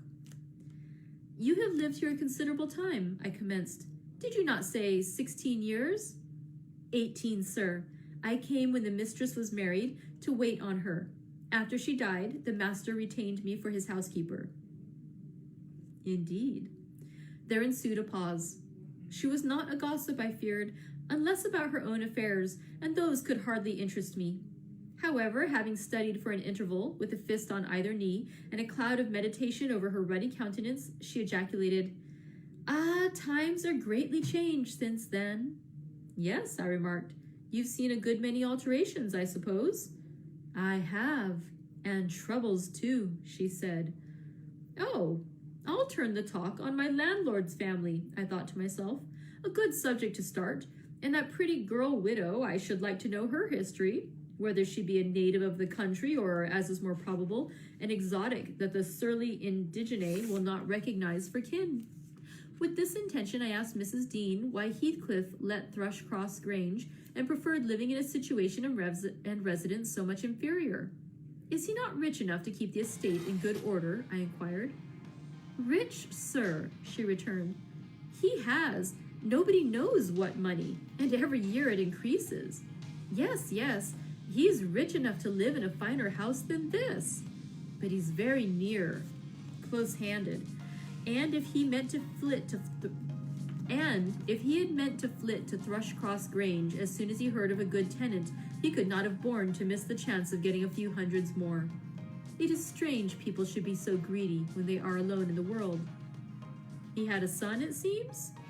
"Yes, he had one. He is dead." "And that young lady, Mrs. Heathcliff, is his widow?" "Yes." "Where did she come from originally?" "Why, sir, she is my late master's daughter. Catherine Linton was her maiden name. I nursed her, poor thing. I did wish Mr. Heathcliff would remove here, and then we might have been together again." "What? Catherine Linton?" I exclaimed, astonished. But a moment's reflection convinced me it was not my ghostly Catherine. "Then," I continued, "my predecessor's name was Linton?" "It was." "And who is that Earnshaw, Hareton Earnshaw, who lives with Mr. Heathcliff?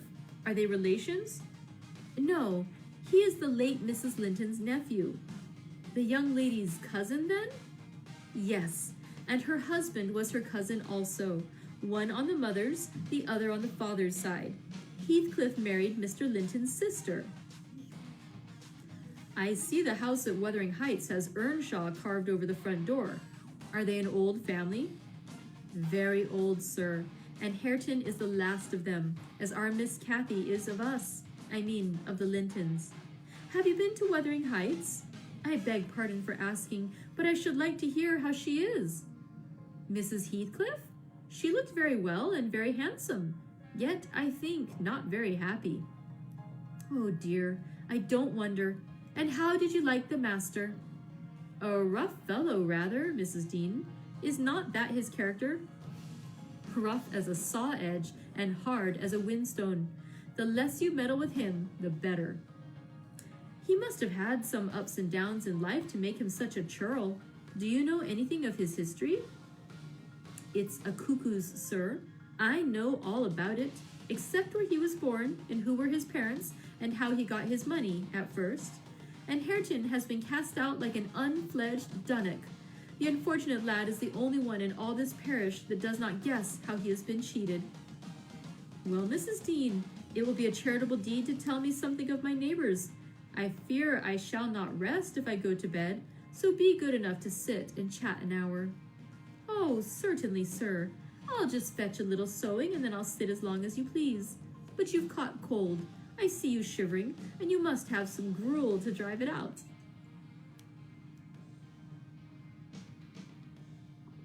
The worthy woman bustled off, and I crouched nearer the fire. My head felt hot, and the rest of me chill. Moreover, I was excited, almost to a pitch of foolishness, through my nerves and brain.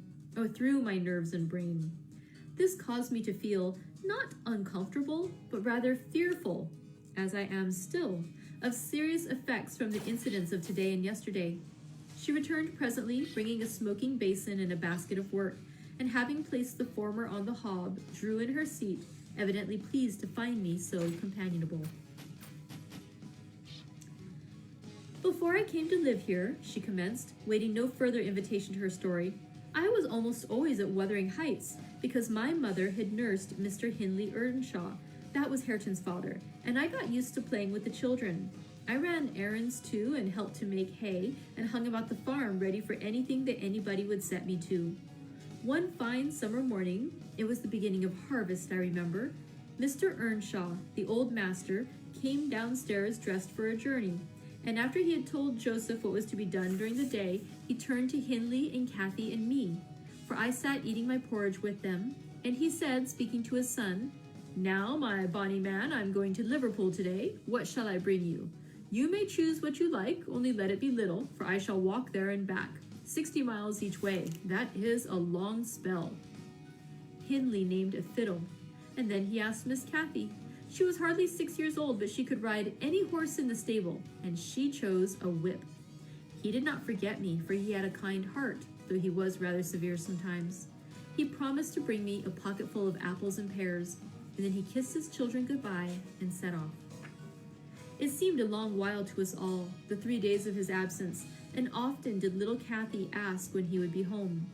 Mrs. Earnshaw expected him by supper time on the third evening, and she put the meal off hour after hour. There were no signs of his coming, however, and at last the children got tired of running down to the gate to look. Then it grew dark.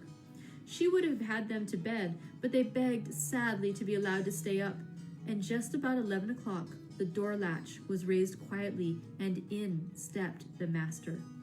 He threw himself into a chair, laughing and groaning, and bid them all stand off, for he was nearly killed. He would not have such another walk for the 3 kingdoms. And at the end of it, to be flighted to death, he said, opening his greatcoat, which he held bundled up in his arms.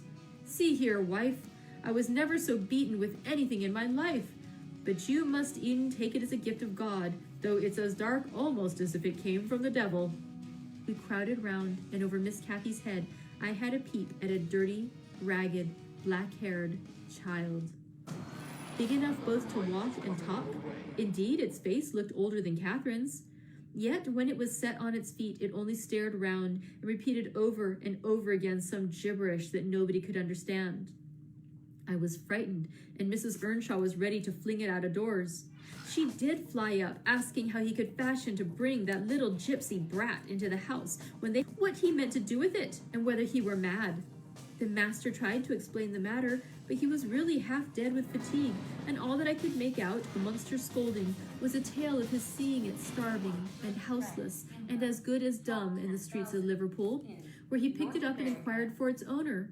Not a soul knew to whom it belonged, he said, and his money and time being both limited, he thought it better to take it home with him at once than run into vain expenses there, because he was determined he would not leave it as he found it.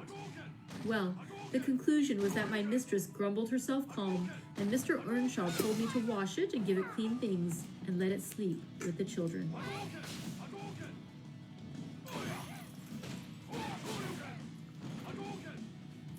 Hindley and Kathy contented themselves with looking and listening till peace was restored. Then, both began searching their father's pockets for the presents he had promised them. The former was a boy of 14, but when he drew out what had been a fiddle, crushed to morsels in the greatcoat, he blubbered aloud. And Kathy, when she learnt the master had lost his whip in attending on the stranger, showed her humor by grinning and spitting at the stupid little thing, earned for her pains a sound blow from her father to teach her cleaner manners. They entirely refused to have it in bed with them or even in their room, and I had no more sense, so I put it on the landing of the stairs, hoping it might be gone on the morrow.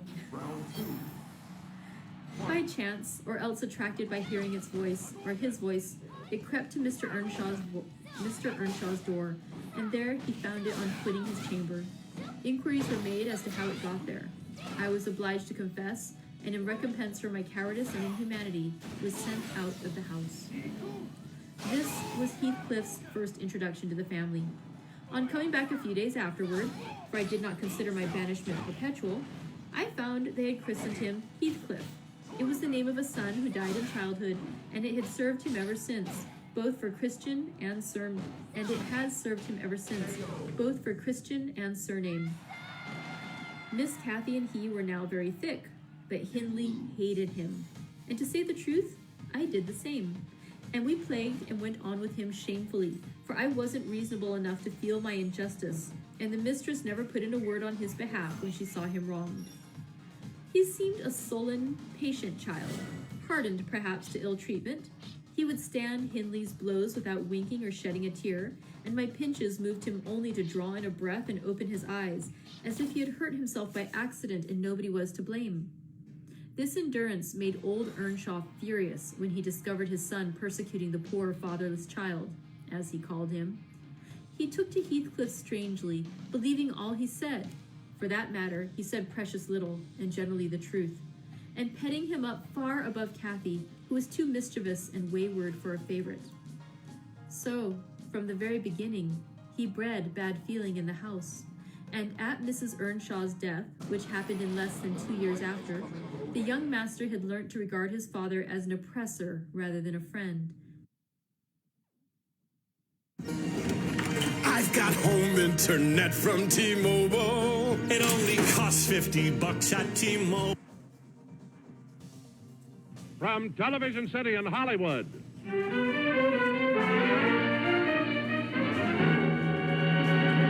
the Jack Benny program with Jack's distinguished guest, Mr. Harry S. Truman.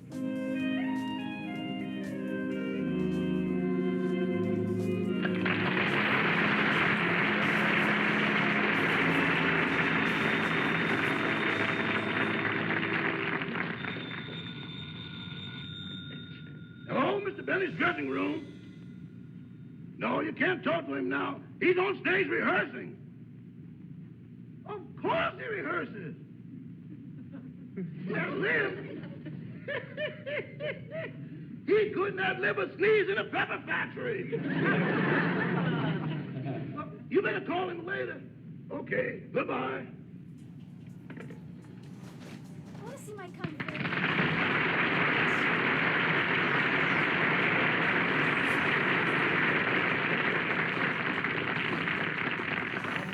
Boss, here's your soup for the show. Put her back in the closet. I don't want her. I'm not going to do her shoulder. Jack, there was no reason for you to rush off the stage in the middle of rehearsal.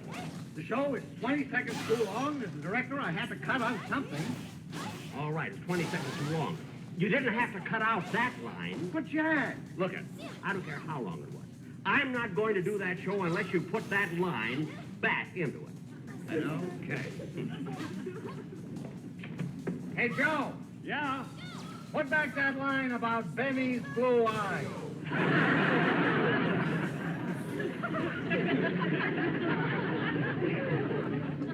And tell him to put it in exactly the way it was. And put it in exactly the way it was. How was it? Well, the girl says to Benny, your eyes are blue, aren't they? And Benny says, bluer than the seat of the last man on a short toboggan. Oh, brother! Never mind. Now Now, see that stays in. Okay. I never saw it to fail. Always aggravate me before a show.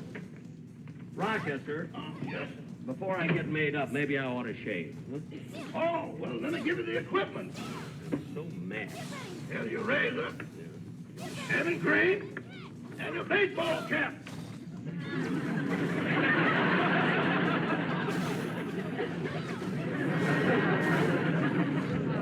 I don't know, I look kind of silly, don't I? I know, but you haven't bought a razor blade in 10 years. Come in.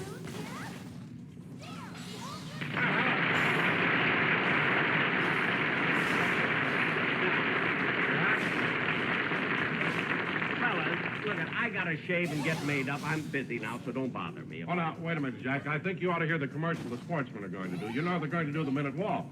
The minute waltz? Yeah. For the commercial? That's right. All right. Well, let's hear it, and then let me get through Okay, with go ahead, everything. fellas. Go ahead, let's hear it.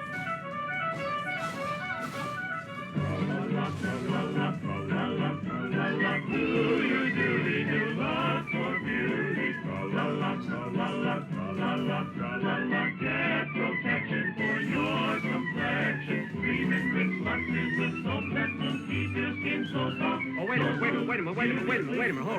Hold it. Just one. Don, I forgot to tell you, but the director came in and told us that we were 20 seconds too long, you see. So the boys will have to do the minute waltz in 40 seconds. The minute waltz in 40 seconds? That's ridiculous.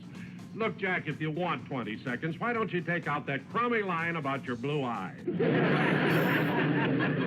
That line stays in. Oh, brother. I'll cut that out. Now, look, Don, they're going to have to do the minute waltz in 40 seconds, and that's settled. Look, Jack, if they sing that fast, nobody will understand when they say that new Lux is cream enriched with a lather that cream softens skin and helps purify away complexion troublemakers. That's very important beauty news. Well, Don, that's your problem. Anyway, they will be able to do it in 40 seconds. But, Jack, it's just impossible I'll to do bet the you minute $1. waltz. I'll bet you $1 they can do the minute Oh, well, waltz. I'll in 40 take that bet. All right, here, and I'll let you hold the money. Okay. All right, I'll show you they can do it in 40 seconds. Now, take it. Go ahead.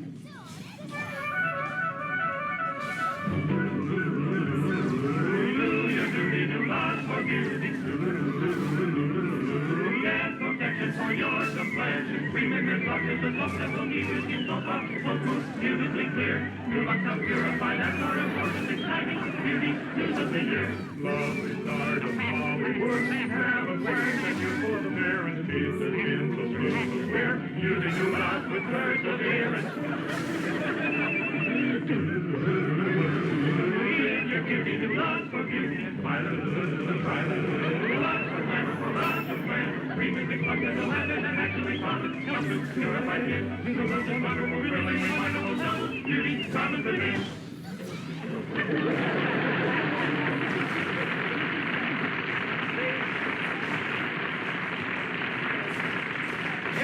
I told you they could do it, Doc. Well, all right, Jack. See you later. Okay. Come on, fella. Now, don't argue with me after this. I know what I'm talking about. Well, I guess I better start shaving.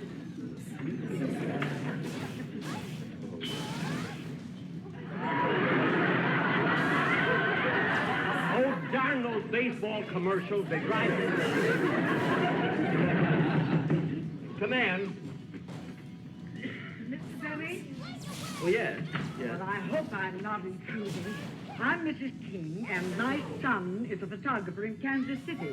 And so I just brought In Kansas City? Mm-hmm. You know, Benny, I was there not long ago. I know! He took this picture when you were there. And I would love to have it autographed. Well, certainly. Oh, for heaven's sake, there's a picture of Mr. Truman and me, taken right under that photograph of President Eisenhower. Gee, you say your son took this picture? Yes. And will you autograph it for me? Well, I'll be glad to. Of course I will. Pen right here somewhere. By the way, how did you happen to be there with Mr. Truman? Oh, sit down. Sit down. I'll tell you all about it. Well, you see, Mr. Truman and I, we've been friends for many, many years, for a long time. And I gave a concert in Kansas City, some time ago, and it was done for the Musicians' Pension Fund. you see, and Mr. Truman ran this concert. So when the concert was over, he came backstage, and he invited me to come to Independence, Missouri, to visit the Truman Library. He wanted me to really see the library. It's just wonderful. So I got up real early the next morning and drove all the way to Independence.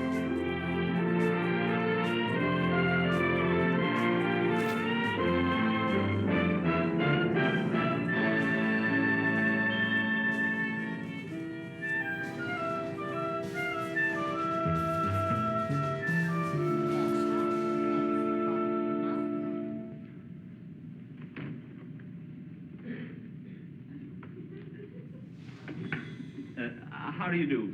I have an appointment with Mr. Truman. I'm Jack Benny. Oh, yes, Mr. Benny. Mr. Truman expects you. Would you mind waiting? No, not at all. Thank you. Yum, da-dee-da-dum, da-dee-da-dum, da-dee-da-dum. Yum, da-dee-da-dum, da-dee-da-dum. Oh, isn't this nice? Here's a review of the concert I gave last night in Kansas City. Oh, yes, I was there. Oh, were you? Oh, good. I hope you enjoyed it. I thought I was in rare form with the violin last night. What did you think of my rendition of the Mendelssohn Concerto? Mendelssohn Concerto? Oh, you must have played that after I left. You mean you left in the middle of my concert? Oh, well, I had to go to the airport to meet some dignitaries coming in from Washington. Oh, I see. Well, I guess it must have been important because quite a few other people got up and left at the same time. But I say, this is a lovely place, you know. I couldn't help thinking as I came in here into the entrance here what a beautiful library this is, what a wonderful building. Yes, it is, isn't it? Mrs. Truman is very proud of it. You know, it represents an investment of over $20 million. $20 million? Gee, let's see, at a return of 5%, the profit would be... Well, there's no profit. No profit? The money that built the Harry S. Truman Library was contributed from all over the country, so it really belongs to the people of the United States. Oh, I understand. Yes. You know, Miss Conway. Miss Conway. Yes, Miss Conway. You know, in my hometown in Waukegan, Illinois, they did a very nice thing recently. You know, they're building a new junior high school, and they're naming it after me. Well, isn't that nice? I think it is. And they have two other high schools there, junior high school, the Daniel Webster and the Thomas Jefferson. There. Imagine. Webster, Jefferson, and Benny. Yeah, I'm in pretty good company, I think, don't you? What a shame the other two don't know about it. Yeah. I would think so. Hello, Mr. Benny. Oh, hello, Dickie. Oh, do you know that Boy Scout? Yes. This morning he helped me across the street. Well, you can go in now, Mr. Benny. Oh, thank you. Right through this door and then down the short hall to the right. And Mrs. Truman will Yes. see me.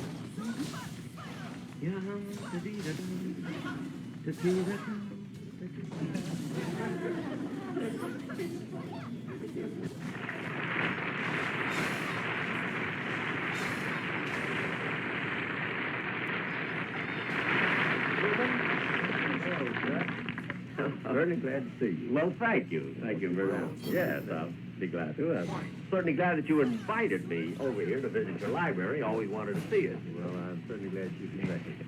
Thank you. Enjoy yourself. I know I will. And incidentally, Mr. Truman, it was an honor, a real honor, having you stay through my entire violin concert last night, especially with all those dignitaries arriving at the airport. What dignitaries?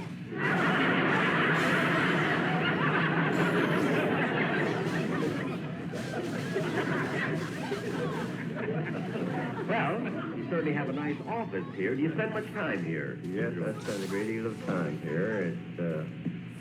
In fact, I'm here every day in the week when I'm at home at all, and we have plenty of work to do.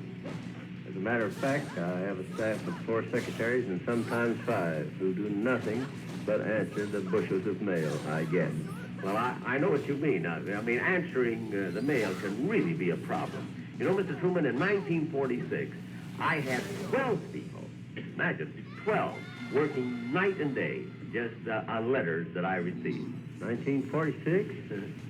Wasn't that the year you had I Can't Stand Jack Benny contest? Yes. You know, my sister won first prize.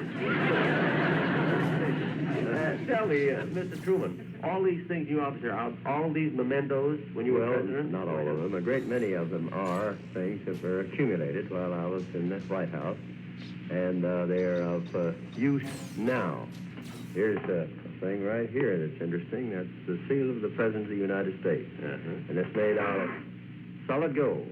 And solid gold. Got some other things here. This is a globe over here that I used while I was in the White House, and I always keep it in sight with all the trouble spots in the world turned up. Always have a notion that sometime or other maybe I can do something about it, but I doubt it. And I'm glad you like the look of that presidential seal. Solid gold. Solid gold. That's Now, since we've been talking about the things that are of interest here in this building, I thought maybe you might be interested in the purpose of the library. I certainly am, Mr. Truman. Its intention is so the youngsters, students particularly, can learn what the Alps mean, what the presidents have to do, and what they have to do to keep this free government of ours and keep it going as it was from the time of our founding fathers to date. It's the greatest government in the history of the world. And I take great pleasure in showing the youngsters what we have. Now, we have back here about 5 million documents that were accumulated while I was President of the United States. And every document that the President handles is really an official document, whether it's an official paper or a letter taken the night off a musician when he criticizes your daughter.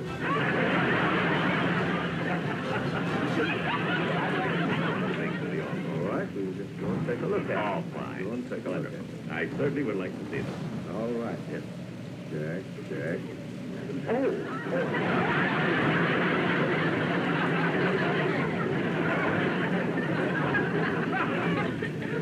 Well, Jack, we're entering a presidential room in the library with jobs that the president has to do. There's a list of them. He's chief executive, chief of state, legislative planner and partner with Congress, head of his political party, commander-in-chief of the armed forces, and director of foreign relations. Hey, you know, I just read all of that without my glasses. Okay. Now, Jack, we come to the first case in the presidential room, which has to do with the job as chief executive of the United States, the greatest job in the history of the world. And as you see, he has various things to do. There's a meeting with his advisors and the members of congressional committees. There's a cabinet meeting, and over here where General Marshall is being sworn in as Chief Justice of the United States, as either Chief Justice of the United States, as Secretary of State. And then afterwards, he went to Harvard and made that great speech which ended up with the Marshall Plan, and which I think is one of the greatest things that ever happened in the history of this country. May I ask you a personal question, please, Hartley? Well, why is it that whenever you want to emphasize something, you always gesture with your hands like this? I noticed it. I got that way making speeches to the people when I was trying to win them. Oh. Why do you do that? Well, you cover up that wristwatch, afraid somebody will steal it? It started out that way, and then it turned out to be a habit.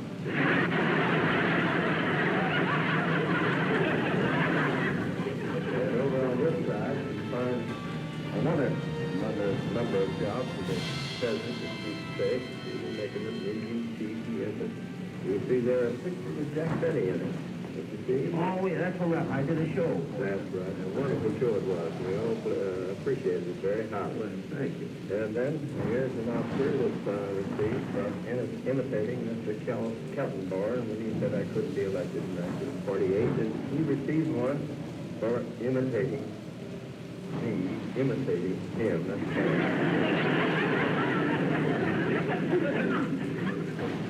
picture me in there with all the rest of them. Come on, Jack. I'm coming. There's another one of the jobs of the president. That is a legislative partner and one who works with Congress to get certain messages through and bills that are necessary to make the country run. You see up there a copy of the message on the State of the Union. You see here a picture of the Big Four as they were constituted, and I was President of the United States. And a microphone, the first one I ever used, and down here is this pen. I used to sign most important bills with. You know, Mr. Truman, I was thinking how much time it must have required. You know, to read. You had to do so much reading before you signed anything. True. I was good. I had read all the books in the Independence Library between the ages of 9 and 14. And it was no trouble for me to read, and no place we didn't have any television. That's right. You know, when I was 9 years old, we didn't have television either. Of course, we didn't either. See, the Indians were real then.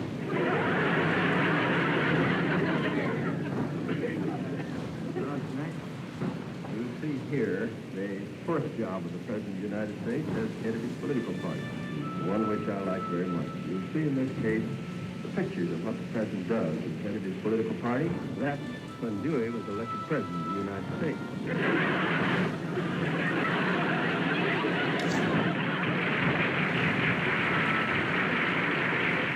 This case shows the president in one of his most important roles as Commander-in-Chief of the Armed Forces. And you see in this case a model of the first atomic submarine, how President Kennedy would say. Here's a jet flying machine that was first made while I was in the A famous explorer once said that the extraordinary is in what we do, not who we are. I finally set out to make my mark, to find adventure, but instead, I remember when that picture was taken, because I happened to be in Washington, D.C. at the time. And what a thrill it was meeting all these great men. I found out one thing, that the more important a man is, the friendlier he is. Absolutely. I agree with you 100%.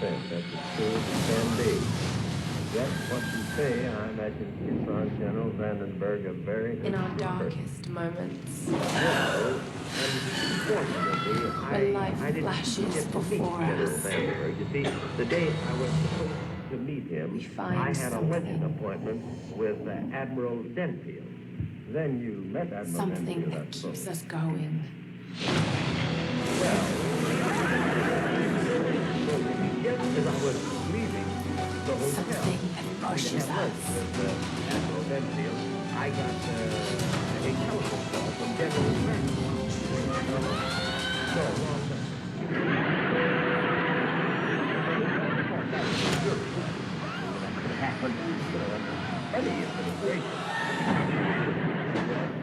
aren't you talking a long way around to tell me she didn't meet anybody? Oh, no. On the contrary, Mr. Truman. I did meet one very important person who I had lunch with him twice.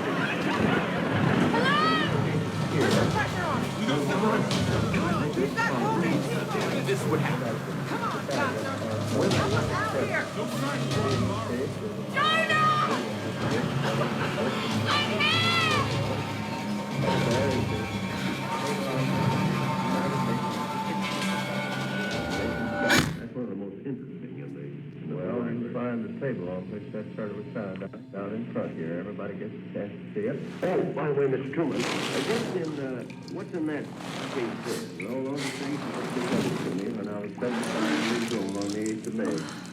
75 years old. Gosh, you're looking wonderful. Well, I feel that way. I'd like you to tell me the truth by asking a question. Will you do that? What's that? How old are you?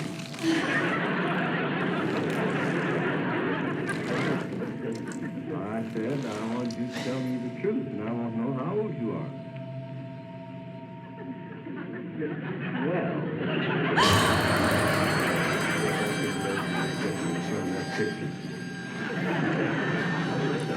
it did make it a little different.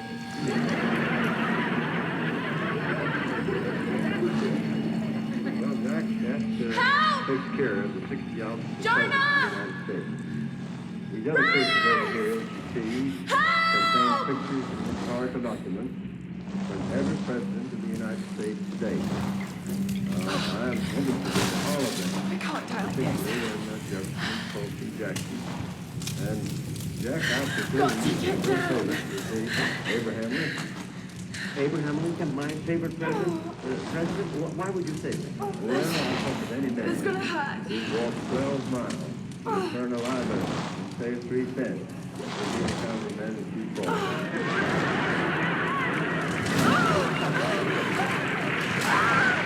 I see what you're doing.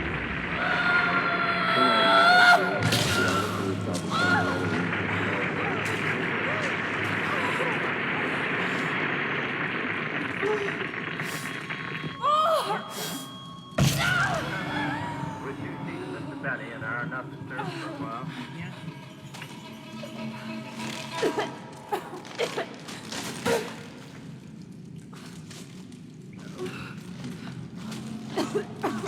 Oh, God. No. What is this place?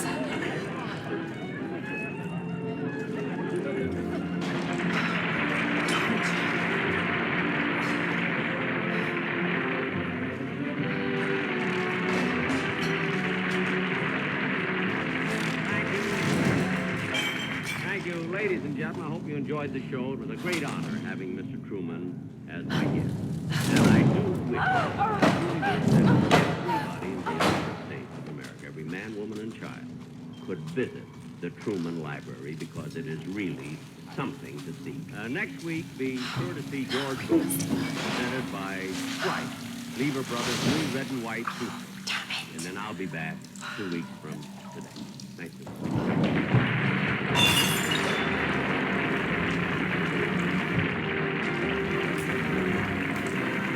Powerful idea on the world today to strengthen the United Nations work for peace. Write for a free booklet to U.S. for the U.S. Box 1959, Washington 13, D.C. The Jack Benny program is a Jack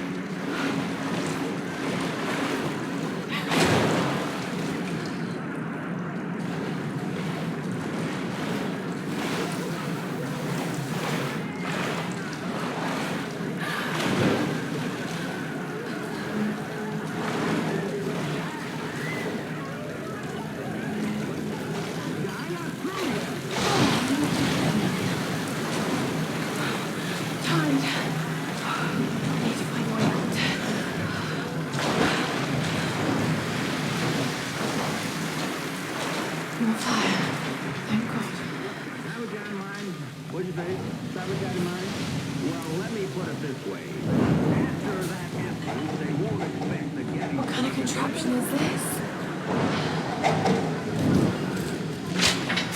Now, Raymond, now, go ahead. Now tell the joke that you were going to tell. Oh, sorry, yeah. With a Frenchman was having dinner in an Italian restaurant. And the Frenchman noticed a fly in the soup. So he called the waiter over and he said, "Waiter, what is this fly doing?" The Italian waiter said, wait a minute, Ray. What's the matter now?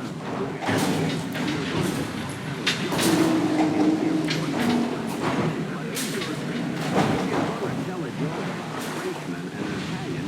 Tell it. The way an Italian would do it. Go ahead.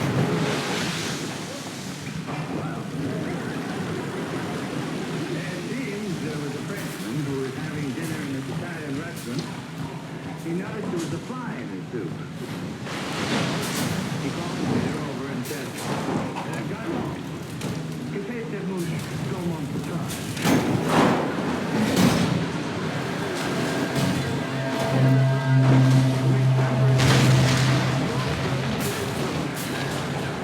Gotta get out of here.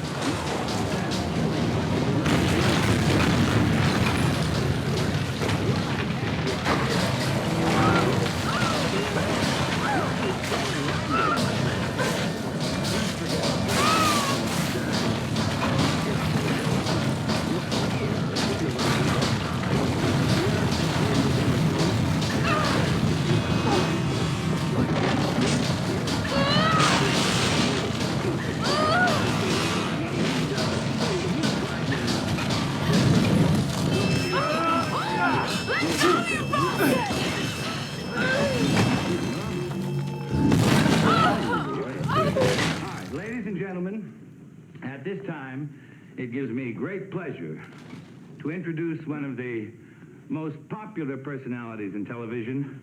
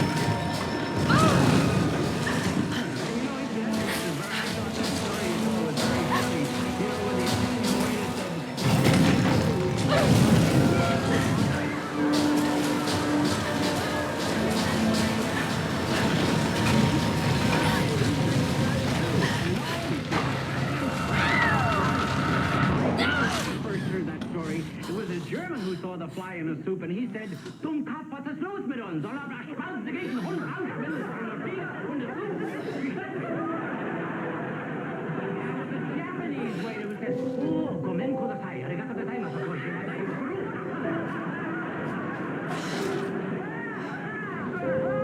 How do you like that? Not only French and Italian, he speaks Japanese and German. Yanko, was this a geherr?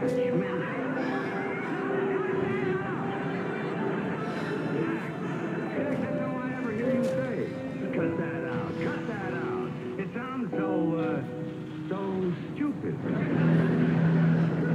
25 years, he's never said one intelligent thing. Dennis, get off the stage and get ready for the sketch we're going to do. Okay. As they say in our Mongolia, once you got it, you can pretty much go to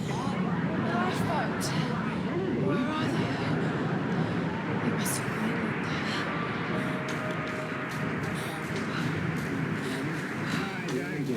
What comes next? Well, next, here's the end of that wonderful joke you were telling. Oh, let's forget the joke, Jack. You know, I'm beginning to think Okay. Take it slow. My idea was a big mistake. I'm not cut out to be a comedian. I better stick to legitimate drama. Wait a minute, Ray. Don't give up so easily. You know, I don't know whether you're aware of this. You know, comedy and drama are very closely related. Well, to a certain extent. No, more than that. I can take any dramatic scene that anyone plays, and just by changing a word here and there, can make it into a comedy. Now, for instance, what would you say was the greatest dramatic scene that you have ever done in pictures? And I'll show you what I did. Well, I once did a picture about the United States Air Force during a crucial period in World War II while we were going over Germany on that parade. The scene I have in mind took place in a briefing room of the 71st Bombing Squad, the field in the outskirts of London.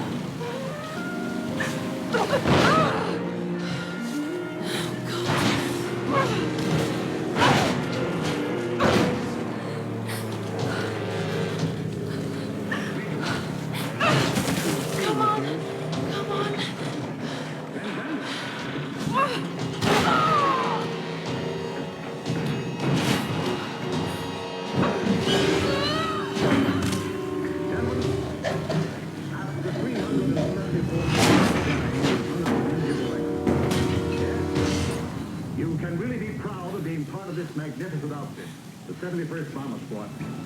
Our intelligence tells us that we have the enemy on the run, and headquarters feels that now is the time for us to hit him with everything. Excuse me, sir. Yes? Wait, you just returned to Good. Those men have had a bad time of it. I want you to give them Sam's 3 pack. days in London. Just a minute, Major. We need every available pilot we can get our hands on. But, sir, send it in. Sir, William, Sam! send it in, I say. They must have come this way. Yes, sir. Send Williams and Daly in.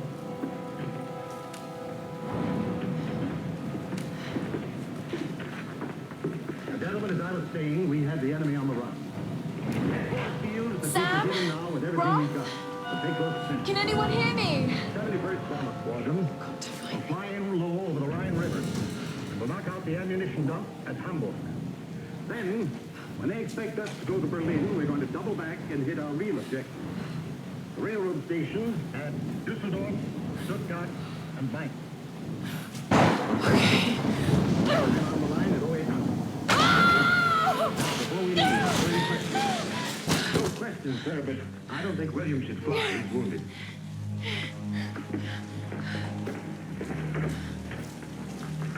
That was pretty bad, William. Some shrapnel hit the ship when I was flying at 2,500 feet. Why were you flying so low? Was carrying a double bomb load. Oh, I see. Well, that extra 2,000 pounds would make the difference. Yes. Are we talking now? Thanks. Gentlemen, perhaps this will serve as an inspiration for us in our battle against the enemy. We will fight them in the valleys. We will fight them in the fields. We will fight them. Is anyone listening? Please respond. We will never give in.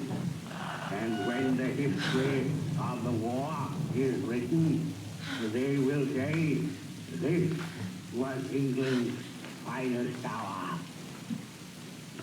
Gentlemen, I guess there's nothing that I can add to that.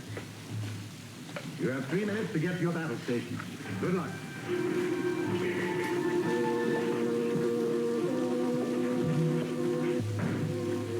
General, what you have just done is your own responsibility. I want no part of it. What are you talking about, Major? I couldn't say anything in front of the men. They've been on mission after mission without any rest. You don't realize what they're going through. I don't realize what they're going through. That you forget that I was a pilot, too, in the First World War. We didn't have these fancy planes and this fancy equipment. We flew old freights that were held together with baling wire. We flew alone. You were your own rear gunner with a pistol in your hand. I'm not talking about machines. I'm talking about men. You know what these are? These are McHenry's clothes. I'm the one who's going to have to write his parents and tell them that their son isn't coming back. Major, get a hold of yourself. You're cracking up. Why wouldn't I crack up seeing those men out there? My men. My men. That you're sending up time Here's after the time, soon-to-be world-famous archaeologist, Laura Croft, you wear in your in her chest. native habitat. Well, you go ahead and keep She's your on the hunt decorations. I for the don't want lost mine. kingdom of Yamato, I'm ashamed home to to wear the them. fabulous Himiko, So there, typical no. Sun Queen. Ancestor of yours truly. Major, calm yourself. Sam, Calm this is serious. Oh, sweetie, I know. We're human beings. I'm We're just trying to not lighten the mood machines. here. Everyone's so on edge. What are you so worried about? I'm close to something. McHenry. I'm sure. All the others. I just don't know if the others will listen. Or even if they should. Laura, you know this stuff better than anyone. Seriously. I'm not just saying this to make you feel better. I trust you. Roth trusts you. You got this. Now let's take a break, okay? Okay. And Sam, thanks. She's not always this serious, you know? Ray, that was a very stirring scene. But now, as I told you before, How can you suggest I'm not serious about this expedition, Laura? It's not just Sam's family funding us. I put my savings on the line, too. We've all got some kind of stake in this. The funding won't last forever, Whitman. That's precisely why we should push east, not west. No one believes Yamata is that far east. The books simply don't support it. Well, whoever wrote those books never found Yamata. I've talked to Roth about this. There's no point in following in other people's footsteps, Dr. Whitman. Major Larson. Yes. General Sneed is here. I refuse to bet my reputation on your hunch. I'm the lead archaeologist here. And when were you last in the field without a TV crew behind you? Got 30 years experience, 2 PhDs, 1 in East Asian history. So why don't you stick to boats, Mr. Whitman? Check, Dr. Whitman. It's a check. You don't need a PhD to know that. Going east will take us directly into the Dragon's Triangle. That's where we need to go. Men, I follow you almost after anywhere. 375 missions of Bad flying, storms more like makes the Bermuda Triangle look like Disney World. The stories about Queen Himiko say she can summon storms. Myths are usually based on some version of the truth. What if Yamatai was somewhere in the triangle itself? Look, this is the satellite imagery from inside the Dragon's Triangle. That doesn't look This way I can sail on it. Oh, don't tell me you're seriously. Liz is right. We don't have the funds to piss him out. It's now or never. Lara's offering fresh ideas and a plan. I'm the captain here. It's my decision. We're going into the Dragon's Triangle. Do for some fun. Why am I even here? I want you to give them 3 days in Pasadena.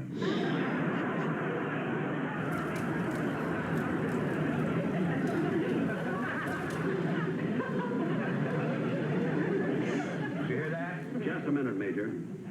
But, sir, we have to have every pilot available. But, sir, send them in. Sir, these men have been flying. Send them in, I say. I can't just sit here. I've got to find something to eat. Yes, sir. Send Williamson Daly in. Yes, sir.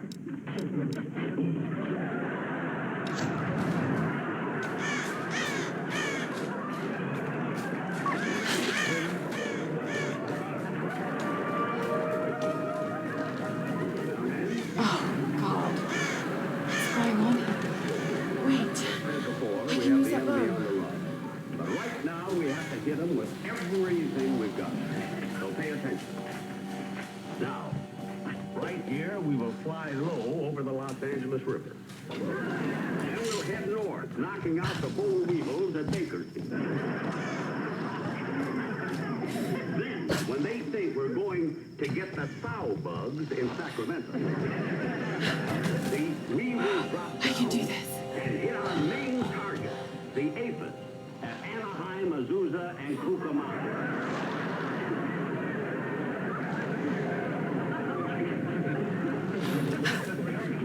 Major, I want your men on the line at 2:30. Exactly 2 o'clock. We'll synchronize our watches. 2 o'clock. 2 o'clock. 2 o'clock. 8:30.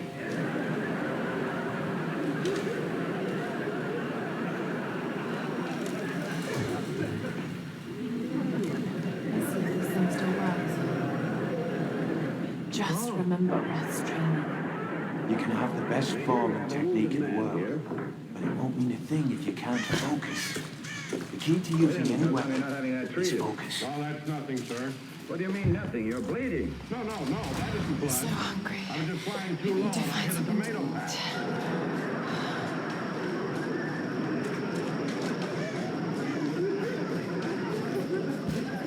Tomato patch? altitude were you flying? 12 feet, sir. Why were you flying so low? After he eats his lunch, he's lucky if he can get his plane off the ground.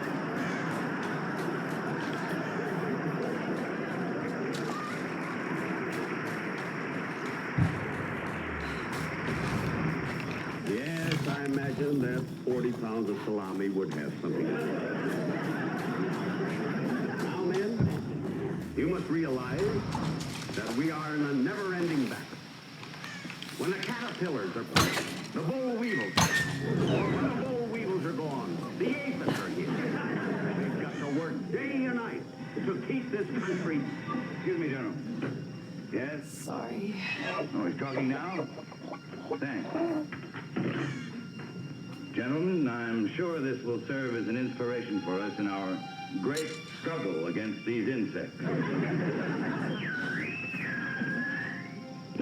We will fight them in the valley. We will fight them in the field. We will fight them in the hills. We will never give in. When the history of this war is recorded, they will say, this was T.T. King's finest hour.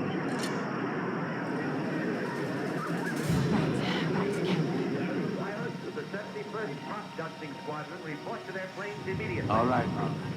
You won't always have some fancy gadget to tell you where you are. If you can learn to read the land and the stars, you'll always be able to find your way home. Never have so many done so much for so little.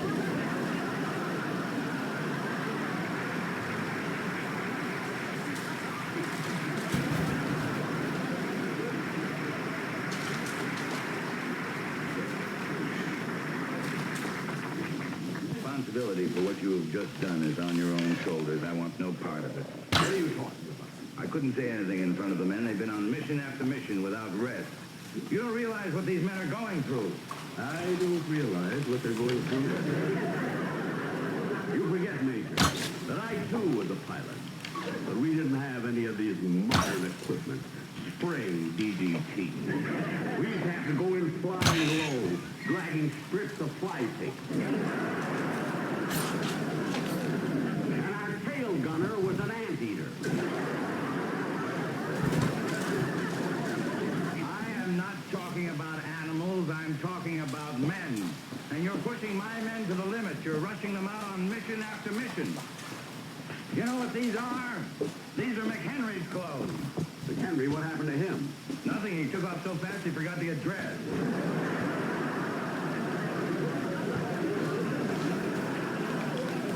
And let me tell you something. It's all your fault. The responsibility is on your shoulders. You're inhuman. You've got a flip gun for a heart. Take hold of yourself. You're cracking up. Around here you don't crack up, you go buggy. Major, control yourself. Let me tell you something. I am sick and tired of sending my men out time after time just so you can be a big man with the Farm Bureau. Major, control you and all your decorations. Stockton, Anaheim, Bakersfield. Come on.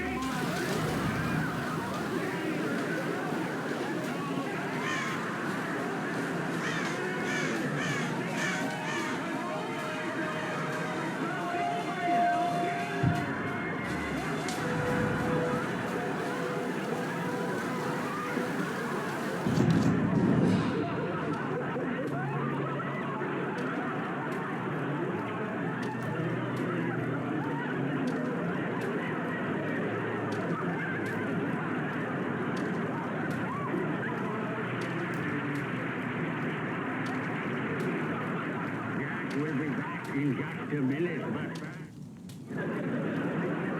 Good night, folks. I'll be seeing you soon.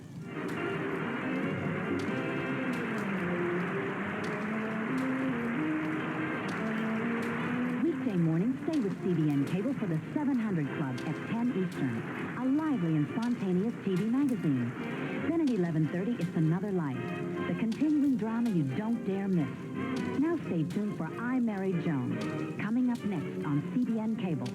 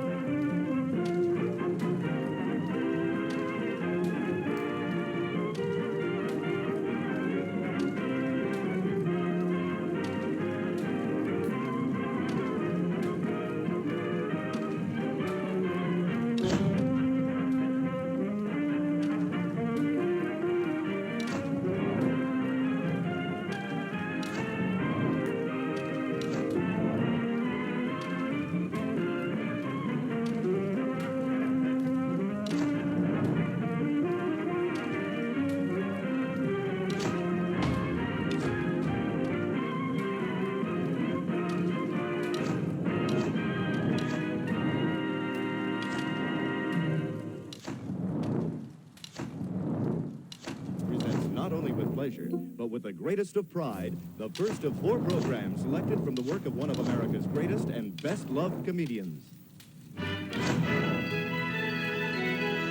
From Hollywood. This is Conrad Ross, captain of the Endurance. We are shipwrecked on an island inside the Dragon's Triangle. Ross, Lara, you're alive.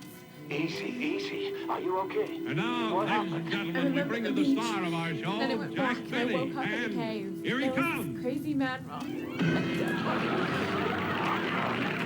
Where are you now, Lara? Are you sick? Lara, listen to me.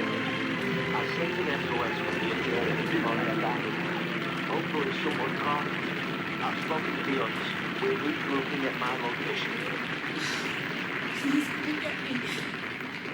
I have That's to the stay most here. ridiculous You can do this, Lara. ever seen. Remember when we climbed You know, the Snowden? reason we did... You Oh, said fella, the key wait. was knowing that all Fellas, you've got get to this do thing on. is just keep moving. Remember everything I've taught you, Lara. Remember this. And keep your radio on. Spooky, isn't it? You know, the reason we do things like that is because, well, I can't tell you what a comedian has to go through to try and get that first laugh on television.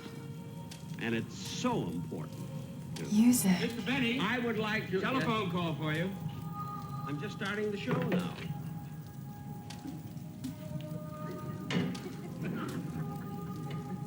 Hello? Hello, is this Jack Benny? Yes. The Jack Benny who lives at 366 North Camden Drive and appears on television? Yes, I'm doing my show right now.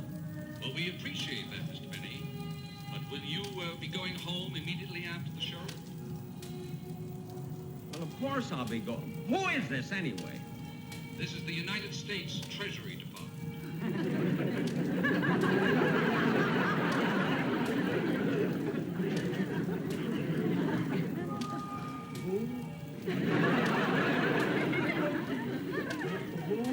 Who is it?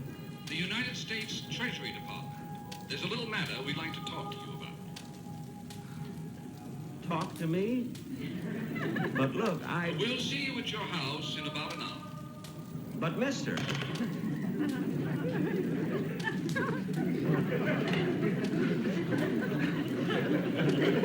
Hung up? That's strange, the Treasury Department. Maybe they're coming to, I don't know, examine my income tax return or something.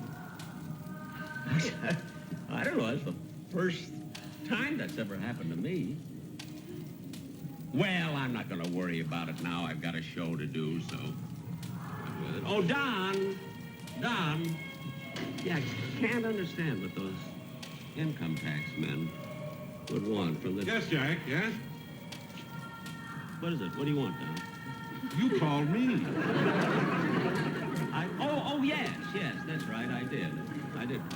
Look, Jack, what's the trouble? What's bothering you? Nothing is bothering me. All right, Jack, you don't have to tell me, but if something is upsetting you, why don't you go home? Go home? How can I go home? We've only been on a few minutes. You know, it's a half-hour show. I still have to do 20 years. I mean, 20 years. Anyway, I don't know, Don. Maybe I ought to go home, huh? You mind if I go home? Could you take on the rest of the show, will you? All right, Jack. Huh? Okay.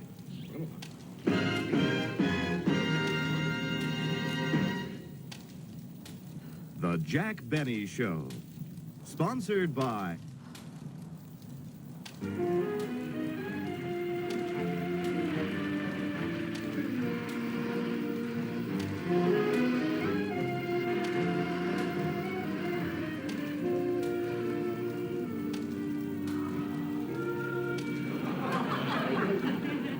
I wish Mr. Benny would buy a bag for this vacuum cleaner. My apartments are almost full.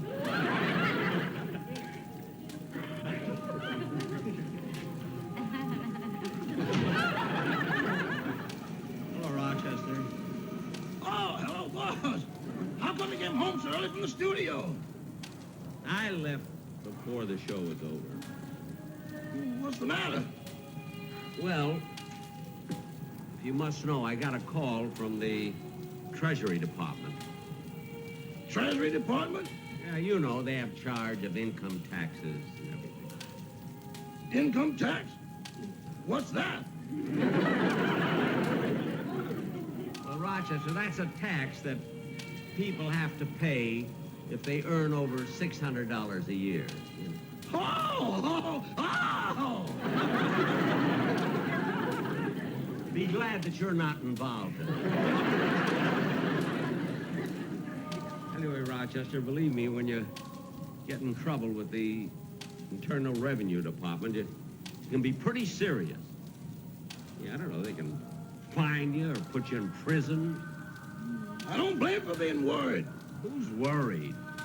I'm just a little upset, that's all. Boss, why don't you let me fix you a little scotch and soda? No, I don't want any Alcatraz. I mean, alcohol. No, just leave me alone, will you? Well, okay. Yeah, I can't figure this thing out. Can't understand it. I mean, I've never had anything like this happen. Boy, can they be tough, too. Boy, that's the way they got Al Capone. Gee, maybe they're coming. I don't know. Oh, for heaven's sake, look at all of these ants crawling around the window here. Thousands of ants. I'll fix them. Oh, Rochester! Yes, what? Have we any poison in the house? Poison? No.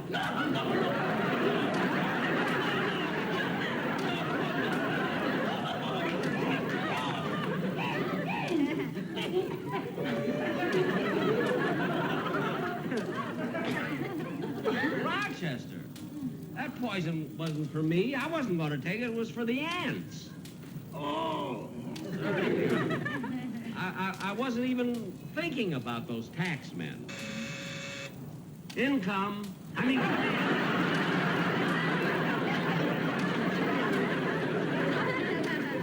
Rochester, look, they're here. I'll tell you what you do. Why don't you go into the kitchen and fix a nice big tray of food and fruit and everything and bring it out here, Peter. Maybe they'll give me a break or something, will you? Go ahead and do that. Oh, come in. Come in, gentlemen. Mr. Benny? Yeah, I'll call him, yeah. No, yes. I'm Jack Benny. I'm Ned Miller of the United States Treasury Department. I spoke to you on the phone. Yeah. This is my assistant, Ted Shills. How do you do? How do you do? Well, come in, gentlemen, and sit down right over here. Make yourself at home. Thank you. Nice, comfortable seats right here. Just sit down right over there. That's the idea. Well. Now, Mr. Benny. Yes. Now, Mr. Benny. Yes. Now, Mr. Benny, we usually don't come out on Sunday, but Washington felt that this matter couldn't wait. It couldn't? Look, fellas, why don't you give me a break? I mean, if I made a mistake, it was an honest one. Believe me, it was. I mean, I don't know anything about mathematics. I mean, I'm an artist. I'm a violinist. Mr. Benny. And look, supposing I did deduct $1,000 for medical expenses. I mean, a man my age usually is sick. and those rides I took to the bank, I mean, they were fun. You know, you could write that off as entertainment. Mr. Benny, what are you talking about? What? I said, what are you talking about? About my income tax. We're not here to see you about your income tax.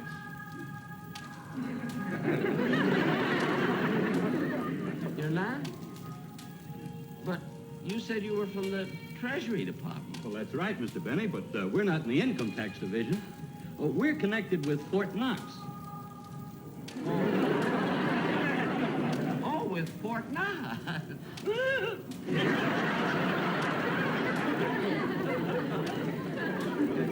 Well, you see, Mr. Benny, as you know, Fort Knox is where the government keeps all its gold. Yeah. And naturally, we're constantly striving to improve our methods of security. Oh, naturally. Well, to make a long story short, Mr. Benny, we've been sent here to ask your permission to see your vault.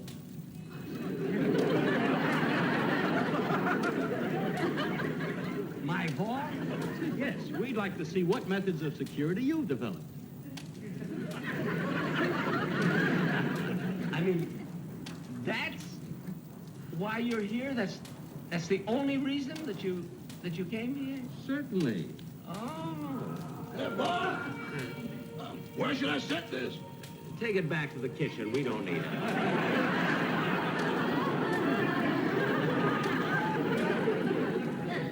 So you gentlemen want to see my vault, huh? Yes. And we were told that you have some very ingenious devices for protecting your money. Well, I must say that I have, yes, and most of them are my own ideas. But if you'd like to see my vault, I'll be very happy to show it to you. Just follow me, gentlemen, and you go first right through that door, right there.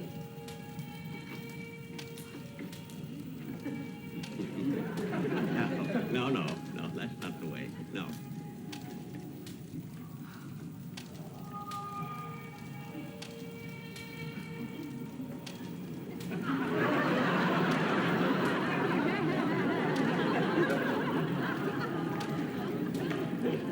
Follow me, gentlemen.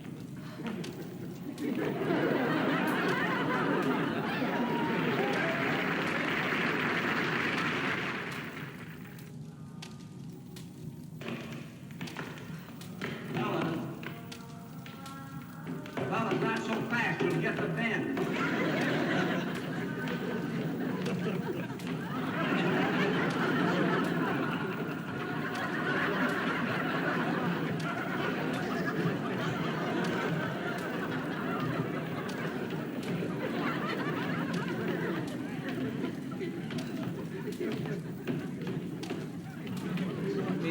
These anymore, just hang them up here. Oh, Mr. Benny, Yeah.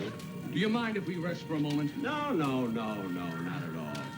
Sure, rest all you want. Oh, darn it. Thing is leaking again. What's leaking, your swimming pool?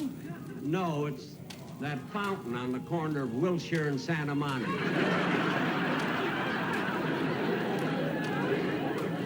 Have you made a note of all the things we've passed so far? Yeah, I got everything.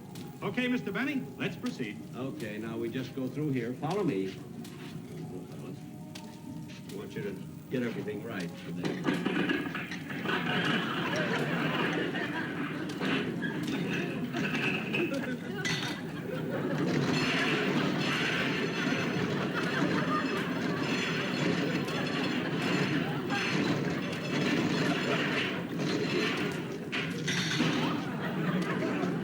Stay right behind me.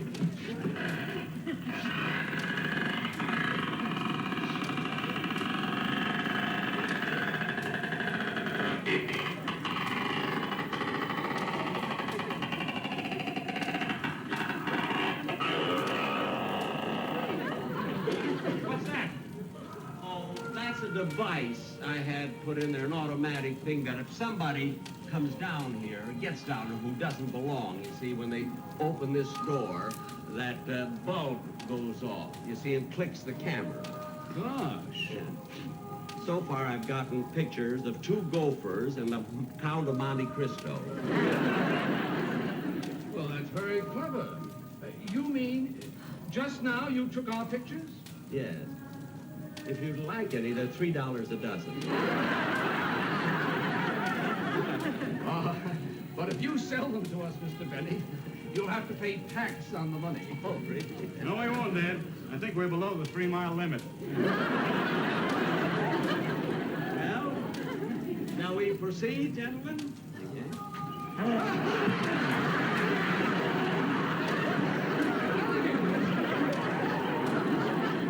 That's an extra precaution that I've taken. There, see? 2 alligators. Yes, 2 alligators. I used to have 3, but my sponsor's wife wanted a bag for Christmas. Well, how are we going to get across? Oh, don't worry about that.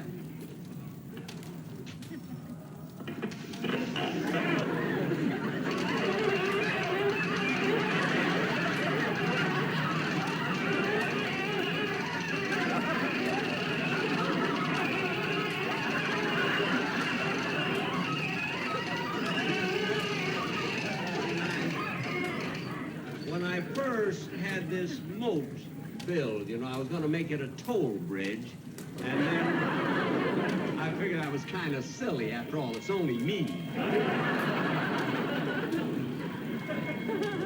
Just follow me.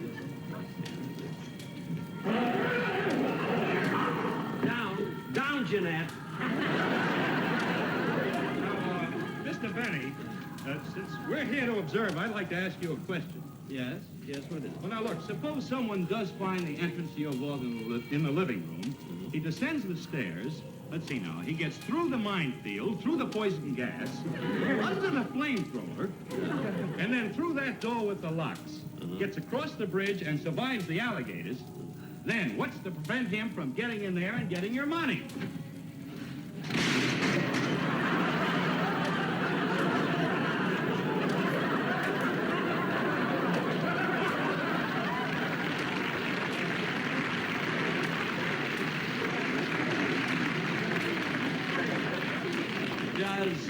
Does that answer your question? Not only answered my question, it sharpened my pencil. Mr. Benny, let me ask you something. Yeah. Look, suppose that this device that we've just seen missed the man. And suppose I were that man. Well, what's going to prevent me from proceeding on through the tunnel, down to where you have your money, picking up all I want, then continuing out the gate, down the stairs, then grabbing it...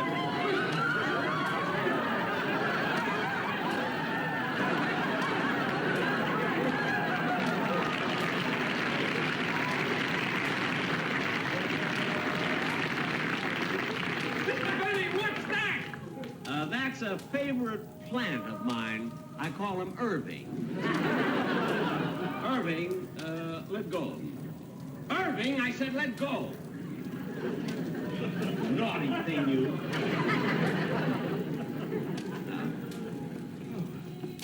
Well, now, gentlemen, I hope that you've gotten enough dope here about my vault to take back to the government. Wait a minute, Mr. Benny. Is this all? Is this the end of it? Well, no. Actually, there's one other room, you see, but I can't permit anybody else to come into that room, so we'll just have to go back upstairs. Oh, wait a minute. While I'm here, I might as well get some money. I'm going to need it anyway. So would you mind waiting right here? Not at all. Okay. Okay, well, don't play with the alligators or something.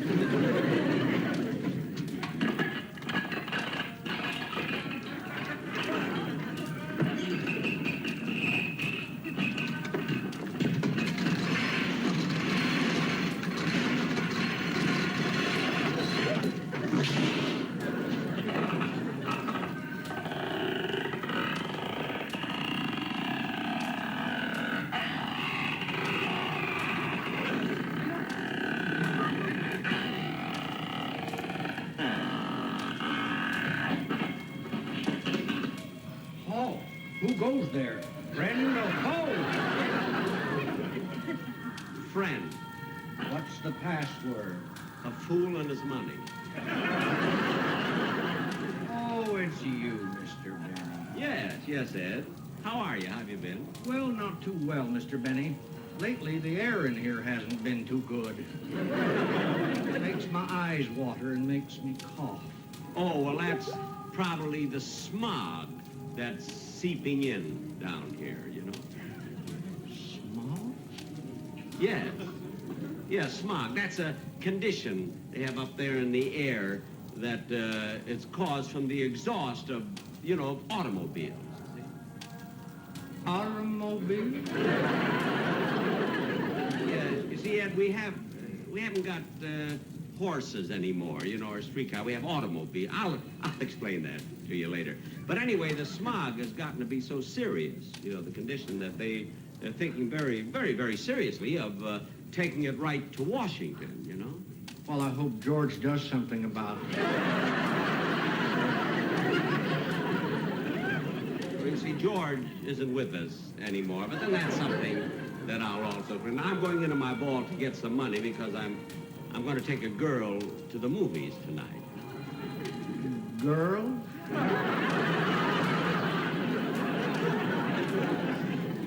Yes, a girl, you know, a member of the opposite sex, you know. Sex? I'll have to explain that. I'll have to explain that to you later. Now, I'm just going in to take out some money. Okay, I'll take my ether. No, you don't have to. Just sit down and just turn around. He's beginning to trust me.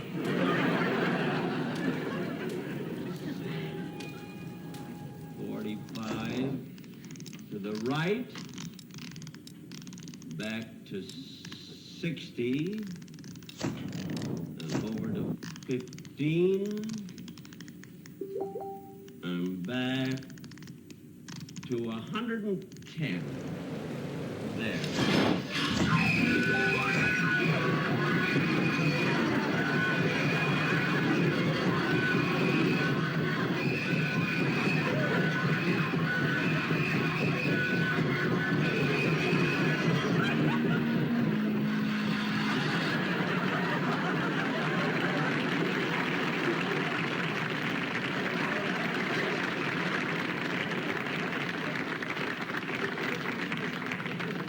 I don't mind the dust.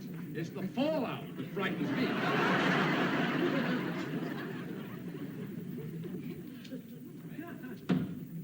I just took $10.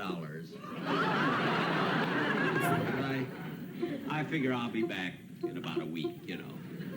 Well, so long, Ed. Oh, Mr. Benny. Yeah? You know, in all the years I've been working down here, I've never had a vacation. Uh-huh. Can I have 2 weeks off this summer? 2 weeks off? Why, where would you like to go? Carlsbad Cavern. Well, Ed, I'll think about it and I'll let you know. Anyway, have a good time, and I'll be seeing you. Goodbye.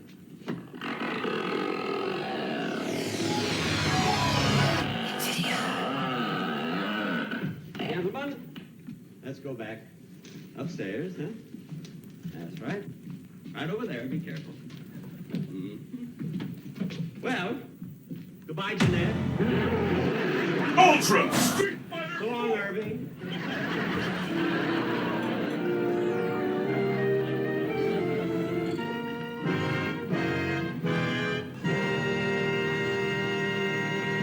Jack will be back in just...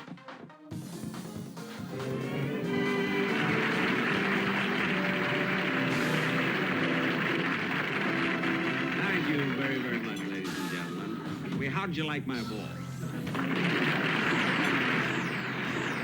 Imagine many of you are wondering why Ed has been staying down there in my vault so many, many years. Well, truthfully, he's very happy down there, and he is very grateful to me. You see, he thinks I'm hiding him from the redcoats. Anyway, good night, folks, and I'll be seeing you soon.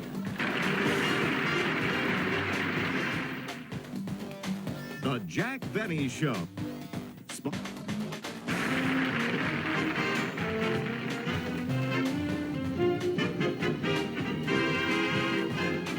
A pilot with a dangerous hobby gets his wings clipped by Hawkeye in tonight's comedy on MASH.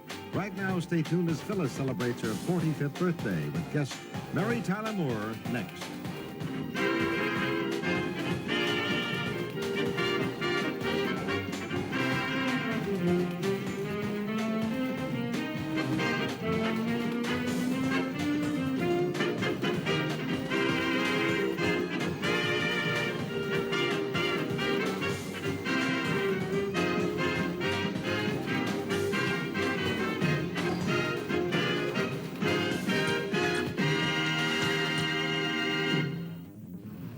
this has been a J&M production, and this is... Ladies and gentlemen, for some time now, Jack Benny has promised to take Beverly Hills Beaver to a carnival. And tonight, he finally decided to do it. So let's go out to a carnival near Beverly Hills. Are you ready? Fight!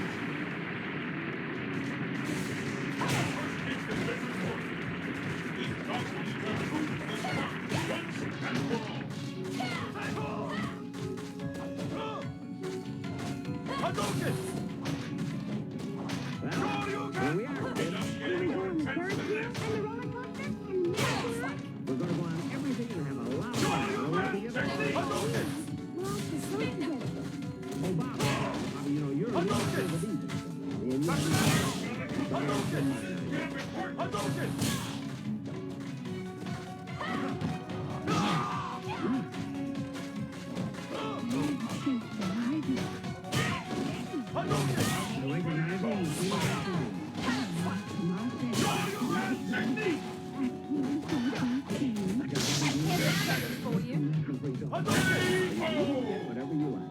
I think it's fine. Just a minute. Now, here's 50 cents for you. Can you stand up after that? 50 cents for you, and 50 cents for you. Will the tide of battle turn? I'm sorry. You thought you were someone else.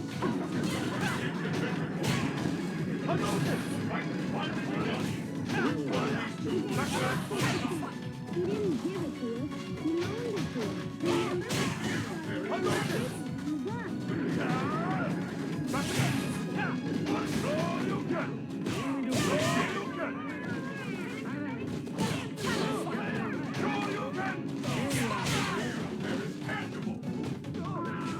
Now, Stevie, you're supposed to hold on to the phone on your side. Hey, mister, listen to me. Yes, sir. What?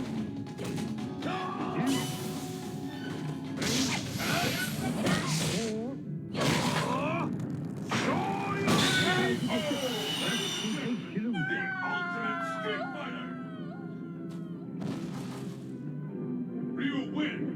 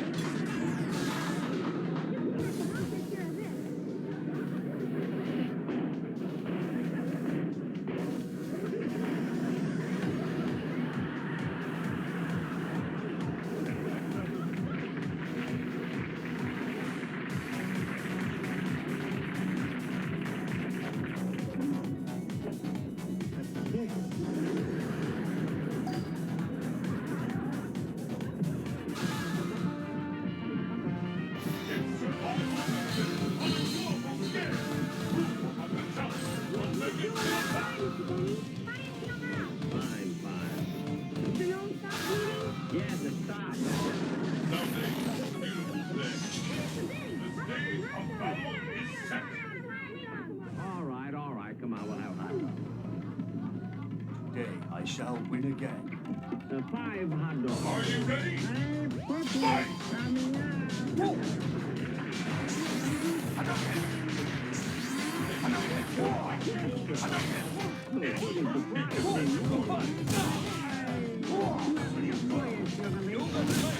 These are members of my Beverly Hills team. When I get a great city, taking them places and going to their music.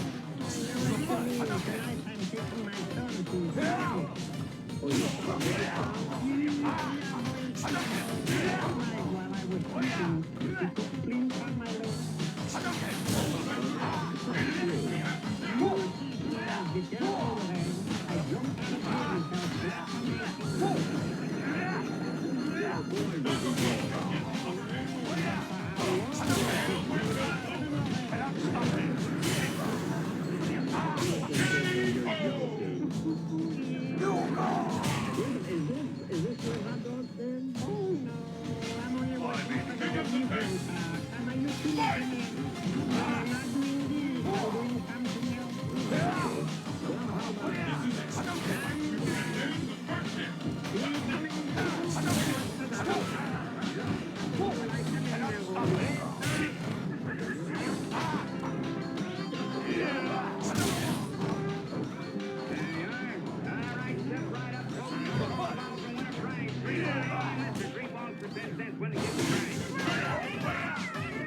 No, not there.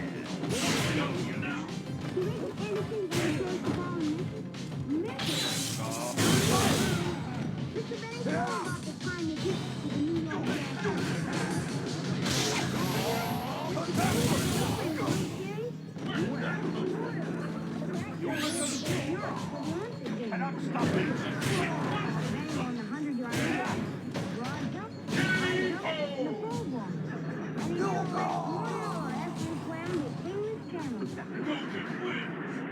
Let's go, huh?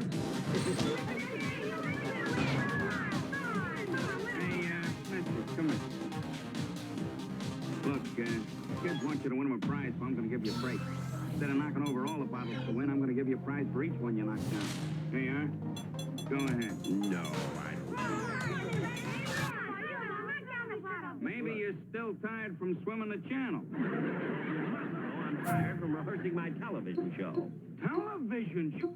Oh, Superman! Now, look. Tell me, how do you fly through the air? You can fly balloons and then... Never mind.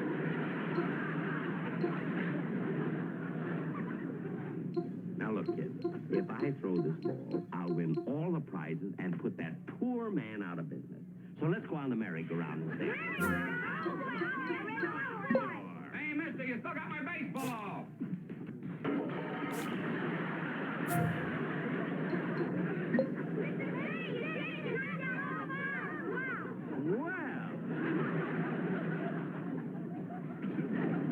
All right, what about the prizes? Huh? I knocked over 6 bottles, and I'll give us the 6 prizes. But you weren't even playing. You just threw the ball over your shoulder. Well, certainly, I did it the hard way. Come on, kids, let's get the prize. Hey, wait a minute. Hey, kid, hey.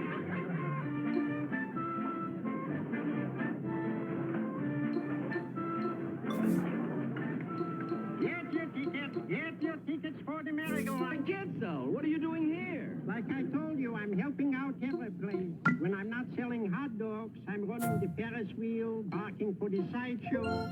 Sometimes they shoot me out of a cannon. Shoot you out of a cannon? Well, isn't that dangerous? Only on the way back, I have to use the freeway.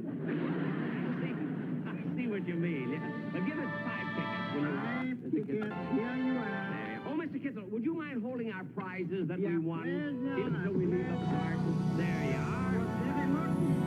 Thank you very, very much. Come on, kids. On the merry-go-round. And remember, if you grab the brass ring, you get a free ride. Oh, free ride. Oh, great.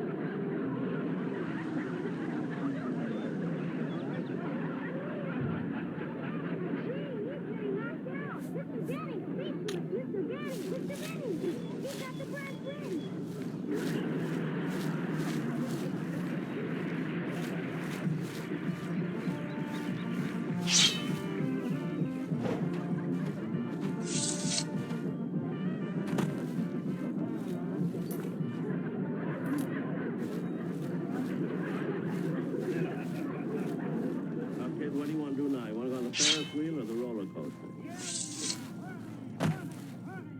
Here, hold it. Yes, step this way. Mr. Kitzel. I told you I'm doing everything here. Yes, folks, step right this way and see the world's greatest daredevil trap act. Come on out, gentlemen. Watch them swing 200 feet in the air without a net. The outstanding, the world famous, 5 flying Finnegan. Mr. Kitzel. Yes? You said 5. There are only 4 of them. It happened last night. We haven't had time to change the name. But don't let me tell you about their act. Let them tell you themselves. The Flying Finnegan. We work in the circus, we work at the fair, we work from a platform high up in the air. We know there's no net, so we're careful up there. We don't like the sound when we fall. Lloyd's of London would only insure us if we paid them exorbitant fees. So we sing all our can, we are obviously fresh. We're the men on the flying trapeze. Oh, we fly through the air with the greatest of ease. We're daring young men on one flying trapeze. They say we look sharp in our long DVDs. They're tailored by Christian Dior.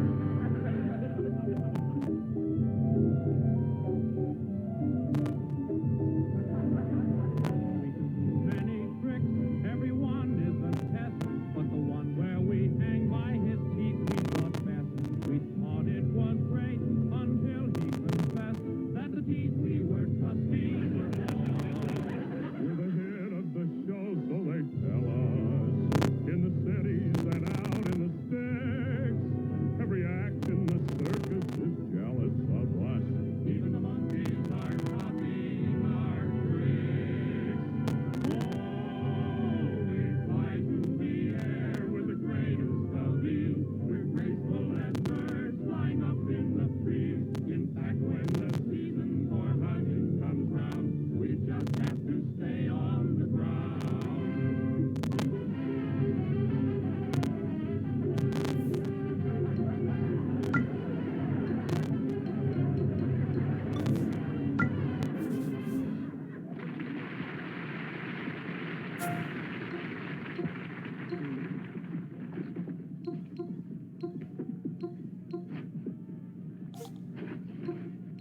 Hey, kids. Wait a minute. Watch me have some fun with this fella here. Come here. Oh, mister. Mister. He wants you to guess his age. Well, this should be interesting. Let's see. Father of 4 children. No, I'm not their father. These are beavers. Beavers, gophers, you can still be their father. Just guess my age. And give us the prize. Only if I miss. Say, you're Jack Benny, aren't you? Yes. Your age. Hey, do you mind if I check your physical condition? Oh, no, not at all. Is that your muscle, or are you still plugging Jello? Never mind the jokes. Just guess my age. You haven't paid me yet.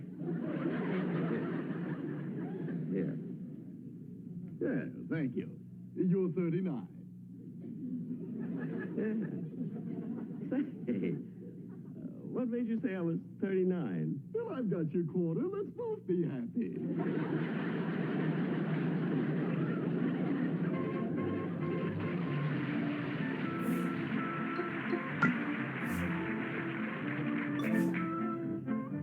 Round and round she goes, and I think we have a winner here in just a second. And it's number 6. The lady wins a beautiful giant panda doll. Number 6. It's only a dime, folks. Step right this way. It's only a dime, 10 cents. A tenth part of a dollar. Step right this way, folks. Try your luck, mister. Take a chance. Win a beautiful panda doll. Come on, It's Mr. only a Penny, dime. win us a panda. Yeah, win us a panda. All right. I'll try number 2. Number 2. And round she goes, and where she stops, nobody knows. Hey, at 2. I win. All right, step right this way, folks. It's only a dime, 10 cents. Win the beautiful giant panda doll. Try it again, Mr. Benny. Try it again, sir. It's only a dime. It's only 10 cents. All right, I'll take number 7 this Number time. 7. All right, and round she goes, and where she stops, nobody knows. The lucky number... 7. You lose. Anybody else here, step right this way, folks. Come on, Mr. Step Benny. right up and Let's win this go. beautiful panda doll. It's only a dime, 10 Wait a minute, cents. kid. The 10th part of a dollar. I got an idea. All right, I'll take all 10 numbers. All 10 We'll win that dollar. Very good. There. All right. Round and round she goes, and where she stops, nobody knows.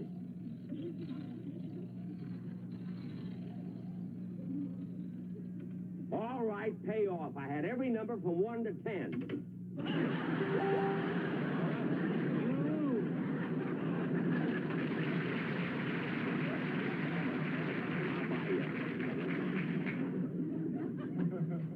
All right, folks, step right up and see Gargo, the most ferocious gorilla in captivity. Hey, not too close, folks. Mean-looking beast. Come on. I'll bet he can tear your arm off. Oh, we can do more than that, Sonny. Watch this. Gargo.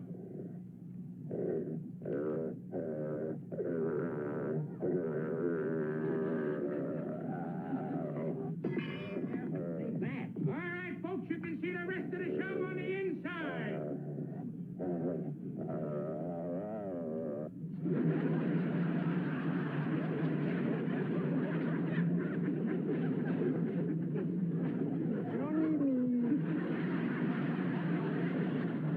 Mr.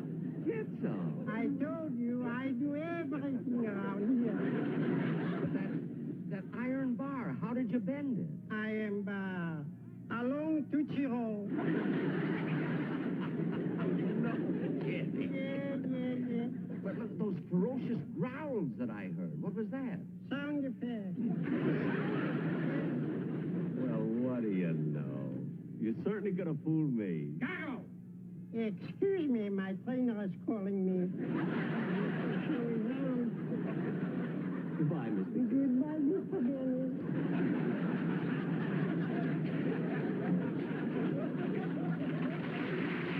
I wonder where Mr. Benny could be. I don't know. He must be around here someplace. Hurry, friend. Ring the bell and win a prize. Better luck next time, mister. Ring the bell and win a prize. Hurry. Right this way, folks. Come, kid. Very good, Mr. Hayes. Come on, Mr. Benny. Ring the bell and win a prize. No, I don't want to hit. Show the kiddies how strong you are. Ring the bell and win a prize. Oh, I don't. Come on, Mr. Benny. You Look, can wait a do minute, kids. Look, go over there and wait for me a minute. I'll be right with you. Hurry. Right this way, friends. Yes, sir. Thank you, sir. Hey, mister, do you know how to control that thing? Yeah, but I'm not supposed to fool with it. When I pull that lever, it loosens the spring. Well, look, when I go to hit it, would you pull the lever? I told you I'm not allowed to. I'll give you $1. $1? Yeah. Okay. Hurry, right this way, friends. Ring the bell and win a prize. Hurry.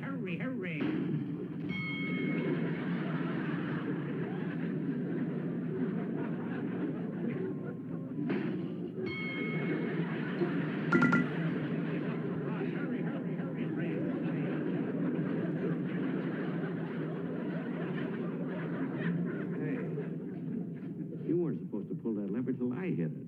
I didn't touch it. You mean to say it's that easy? That little guy could hit it like that? Give me my $1 back. Oh, we made a deal. Give me that $1 back or I'll report you. Hurry, right this way, friends. Ring the bell and win a prize. Hurry. Ring the bell and win a prize. This guy's in the Olympics. You'll do it. Hit it again, Mr. Benny. Hooray. Right this way, folks. Ring the bell and win a prize. It's not hard to do. Ring the bell and win a prize. Hurry. $2. It was only $1 before. It's $2 now. Take it or leave it. Hurry, friends. Ring the bell and win a prize. Hurry, friends. Right this way. Ring the bell and win a prize. All right, hurry. Ring the bell and win a prize.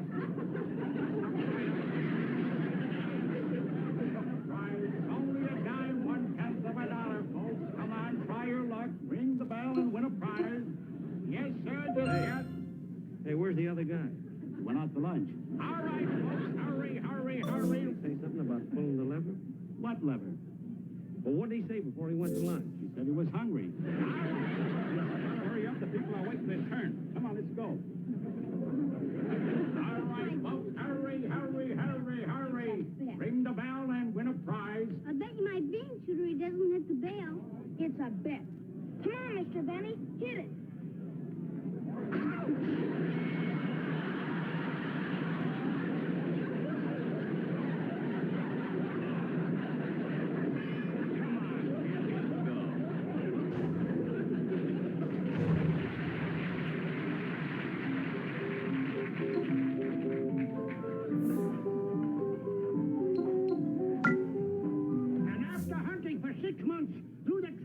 Jungles of South Africa, we finally captured the beast you see before you now. And that is why, ladies and gentlemen, to prove that our trainer takes his life in his hands every time he enters that cage, we make this bona fide offer. Yes, sir, I'll give anybody $50 in cash to step into that cage and face the nemesis of the jungle, the king of beasts. Those sound effects. That kissel is terrific. Nothing. So, what about you, mister? Are you brave enough to step into that cage? Am I brave enough? Look, mister, I'm no more scared of that lion than I was of that gorilla back there. But look, mister, that's the meanest lion we ever had. Oh, it is, eh? Hey, stand aside.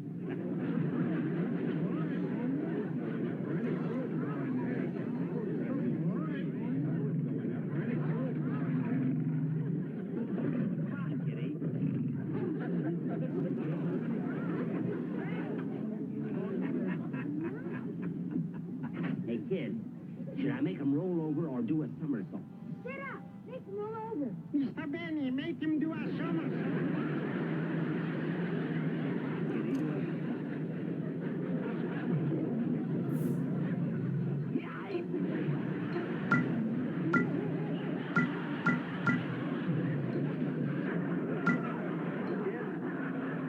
Getting late, so let's pick up our prizes and go home. Huh?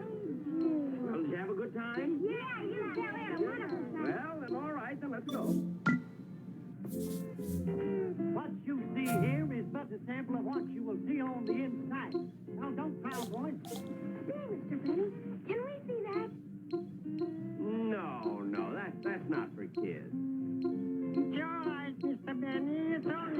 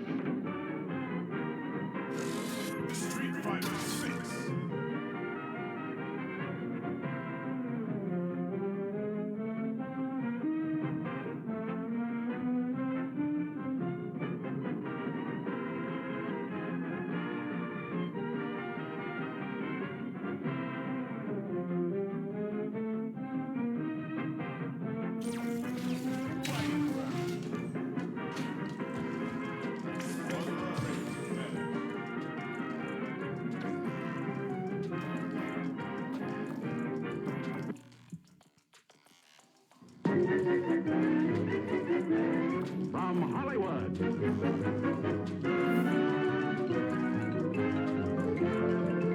the Jack Benny Program. With his special guest, Giselle McKenzie.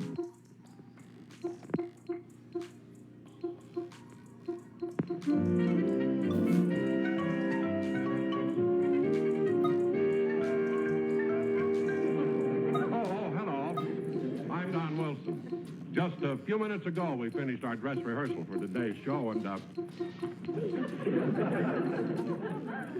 today we got through just a little early. Mr. Wilson? Yes? The cleaner just finished pressing Mr. Benny's suit. What'll I do with it? Oh, that's the new one he told me about. I tell you, just put it in his dressing room, will you, please? Right. Thanks. Now, let's see, where were we? Oh, yes. Today we finished our dress rehearsal just a little early, so Jack had time to go down to Andre's barbershop to get a haircut.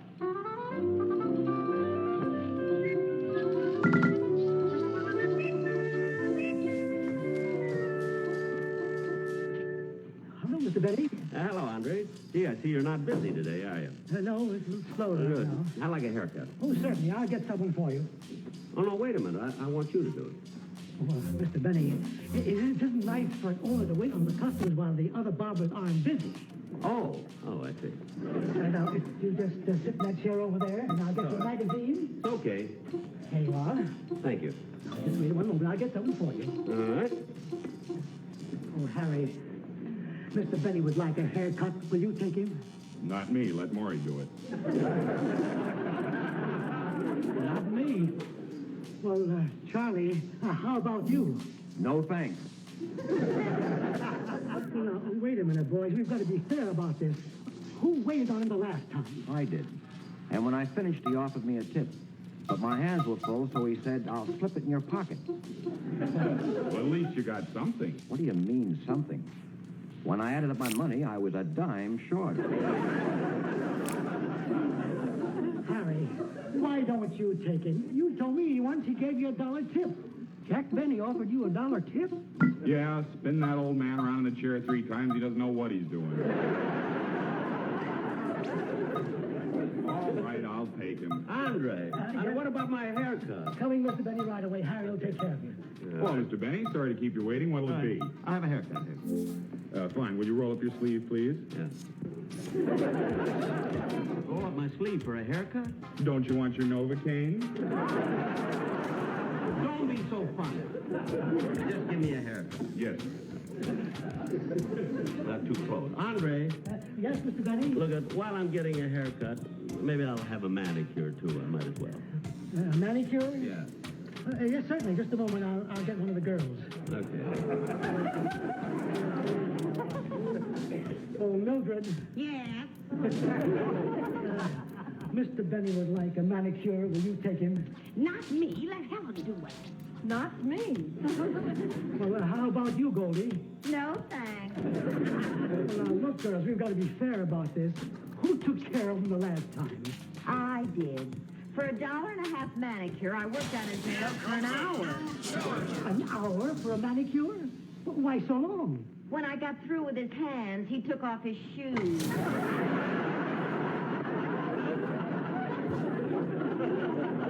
I know what you mean. He did that to me once. Really?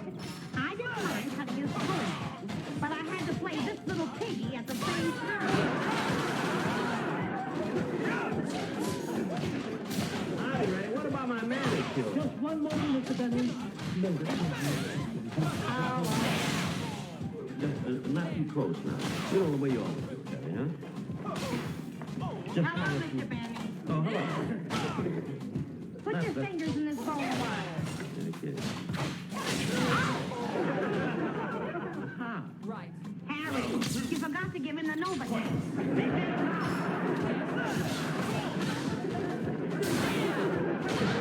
I didn't want it this time. Just do my nails. Everything all right, Mr. Benny? Yeah, but while I'm sitting here, maybe I'll get my shoes.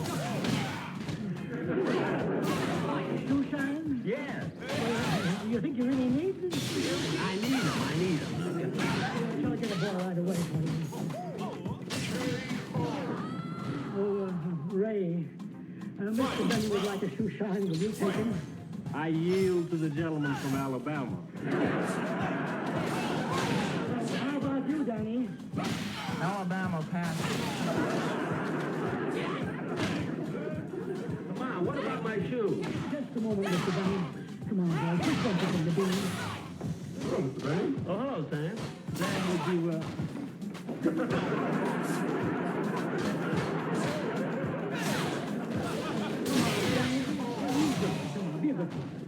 Okay. Hi. Hello, Mr. Benny. Hello. Doesn't need much, just a little around the toe.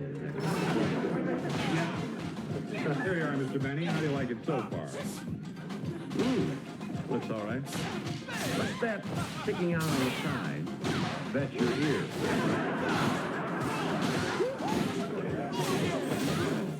Oh, yeah. I can cut it off if you like.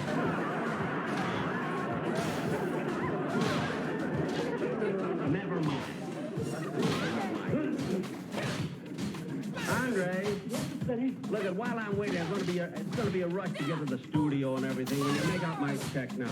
Yes, sir. Well, pay it. There was the haircut, the shoe shine, the manicure, the Novocaine.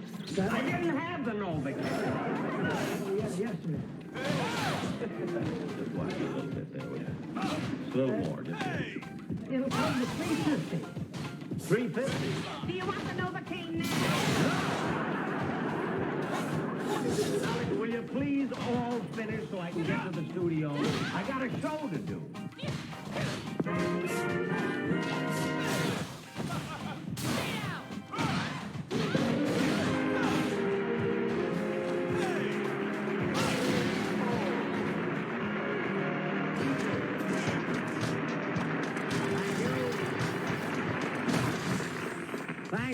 Thank you very, very much, ladies and gentlemen, and welcome to our show.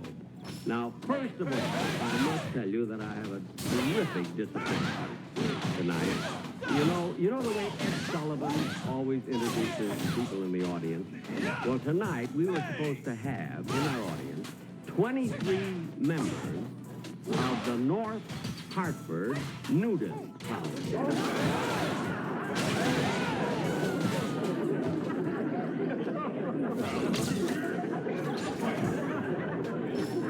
But unfortunately, you see, this was the first time they've ever been to Hollywood, and they didn't know, the rules and regulations of the city. So on the way down here, they were arrested for jaywalking.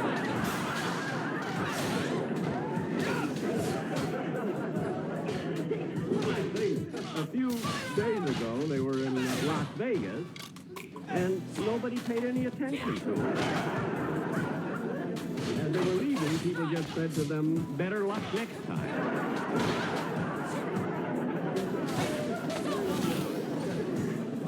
Ladies and gentlemen,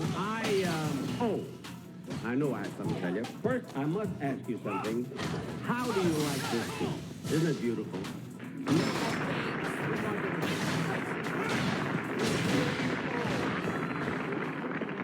I must tell you why I asked you this, because you see, if I told you what I paid for this suit, you'd never believe it. Really. Now, really, recently, I went to Hong Kong, and over there you probably heard about people buying clothes over there. In Hong Kong, you can get a suit that would cost $200 or $250 over here. You can get over there for $35 or $40, you see. So, I went around to buy some suits, and I didn't go. You see, I was pretty smart, I didn't go where the tourists go. I went way down to the end of town of Hong Kong, where the Chinese themselves go. And what do you think I paid for this suit? $12. Imagine a beautiful suit like this, fitting like this, at $12. God, I tried to get 2 pair of pants with it. Gosh, $12. Gosh, if I only wear it 3 or 4 years, it's worth it. Well, anyway, you must go to Hong Kong, and it's a beautiful city. And now, ladies and gentlemen, I'd like to present my guest star, young lady whom you've seen so many, many times, and a lot of times on my program, Miss Giselle McKenzie.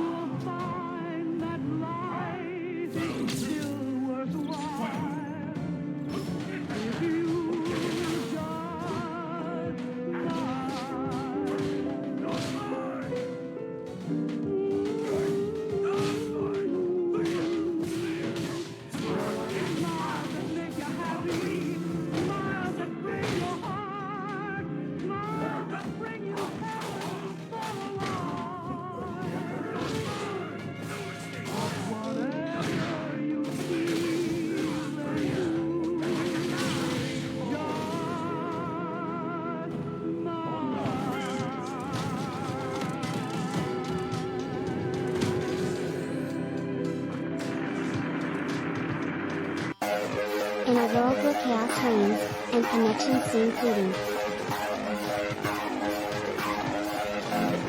One visionary endeavor seeks to bring us all together, Zen Theater Live After Dark. Harnessing the transformative power of artificial intelligence, the timeless charm of radio theater. The wisdom of books, and the excitement of video games. Zen Theater Live After Dark illuminates the path to enlightenment and fosters a sense of unity among its audience. Through this unique fusion of storytelling and interactive experiences, we aim to nurture personal growth, improve learning, and inspire a peaceful existence. Guided by your obedient servant, Sebastian St. Serapian Smalls, we embark on a journey of self-discovery. But where do we begin? Begin by simply listening, slow down, see just how peaceful today can be. Together, we shall create a harmonious community, bound by shared passions and a desire to elevate the human experience. Sebastian St. Serapian Smalls will be there, to the end of the line, my Valentine, guiding you on this journey towards a more serene and enlightened tomorrow. Catch you guys on the flip side.